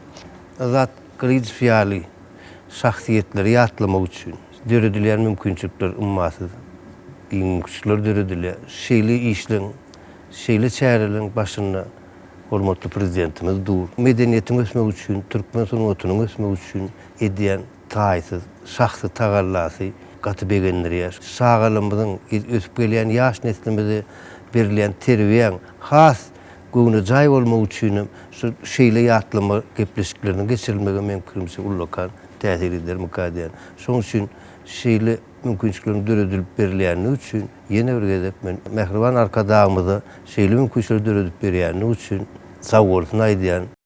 Suratkeş Azat Galyjewiň döredijliginiň ömrüniň öwrenilmesi häzirki döwürde de dowam edýär. Ine Mehriban arkadağymyzyň esaslandyran şu täze taryhy döwründe de Azat Galyjewiň ömrü döredijligi barada ine şeýle uly iş edilipdir. Ine şu kitap belli Rus jurnalisti Andrey Tarasowyň redaktorluk etmegini Azat Galyjewiň gyzlary Maral Jeren Läle daglaryň maslahaty bilen ine şolaryň doly maglumat bermek netijesinde de ine şeýle anyk maglumatlardan ibarat bolan ilmi esasda ýazylan ine şu işem çap edilip halkymyza ýetirilipdir. Bu 2013-nji ýylda neşir edilipdir eken. Ýeri gelenine bellesek, Azat Galyjewiň gyzlarynyň hemmesi doly sunugatdan habarly bolupdyrlar.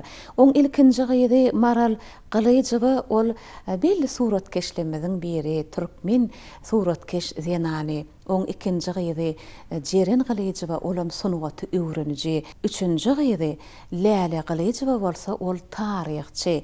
Demek şu zatlaryň hemmetiniň özünini watany söýmeklik ýöreligisi bar. Mehriban adamlar şu zehinleň, şu hünärleň düýüp özünini watan söýüjilik bar. Ine goýup giden mirasyny, goýup giden ýoluny münasip nesillerem terbiýelep ýetişdirip bilen eken azadagy. Hormatly prezidentimiziň medeniýetimizi ösürmekde ýygallaryň uly äger talipalanmaz aw şahsiýetlerimiziň öwrenip olary halka ýaýwanlandyrmakda alyp barýan işleriniň hemmesi rowas bolsun, jany sag bolsun, ömrü uzak bolsun. Haw, aýdanyňyz bolsun.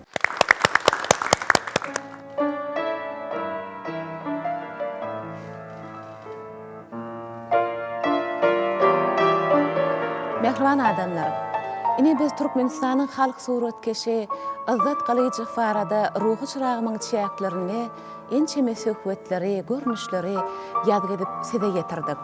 Biz gepleşigimizde gatnaşandan hemmetine tüý sürekden sag bolsun aýdýar. Halipalara da, ýaşlara da, oň nesillerine de. Biz şeýle eserleri döretmekligi, sözüň, sazyň, suratkeşligiň, umuman adamzada tebigat tarapyndan berilen zihiniň miras goýan dünýäsine aýratyn sarpa goýmaklygyň bir sakasyny durup, bir de şeýle gepleşikleri taýýarlap, halkymyza ýetirmeklige giň mümkinçilik döreden edil arkadağymyda şu gepleşigi taýýarlaýjylar, oňa gatnaşyjylar şeýle de ruhy çyragymyň muşdaklary bolup tüý sürekden sag bolsun aýdýar. Oy hormatly prezidentimiziň jany sag bolsun, ömrü uzak tutýan ähli tutumly işleri barha rowaj alsyn. Edid adamlar, sözüň, sazyň, suratkeşligiň muşdaklaryny biz ruhy çyragym gepleşigimiziň inniki sanada gatnaşmaklyga çagyrýas. Ruhy çyragym size kalyp temizligini, paýhas baýlygyny hem pikir durlugyny arzulap, siziň bilen hoşlaşýar. Ýene-de ýaýlamda gepleşigimiziň inniki sanana duşuşýança hoş sag bolun, mehriban adamlar.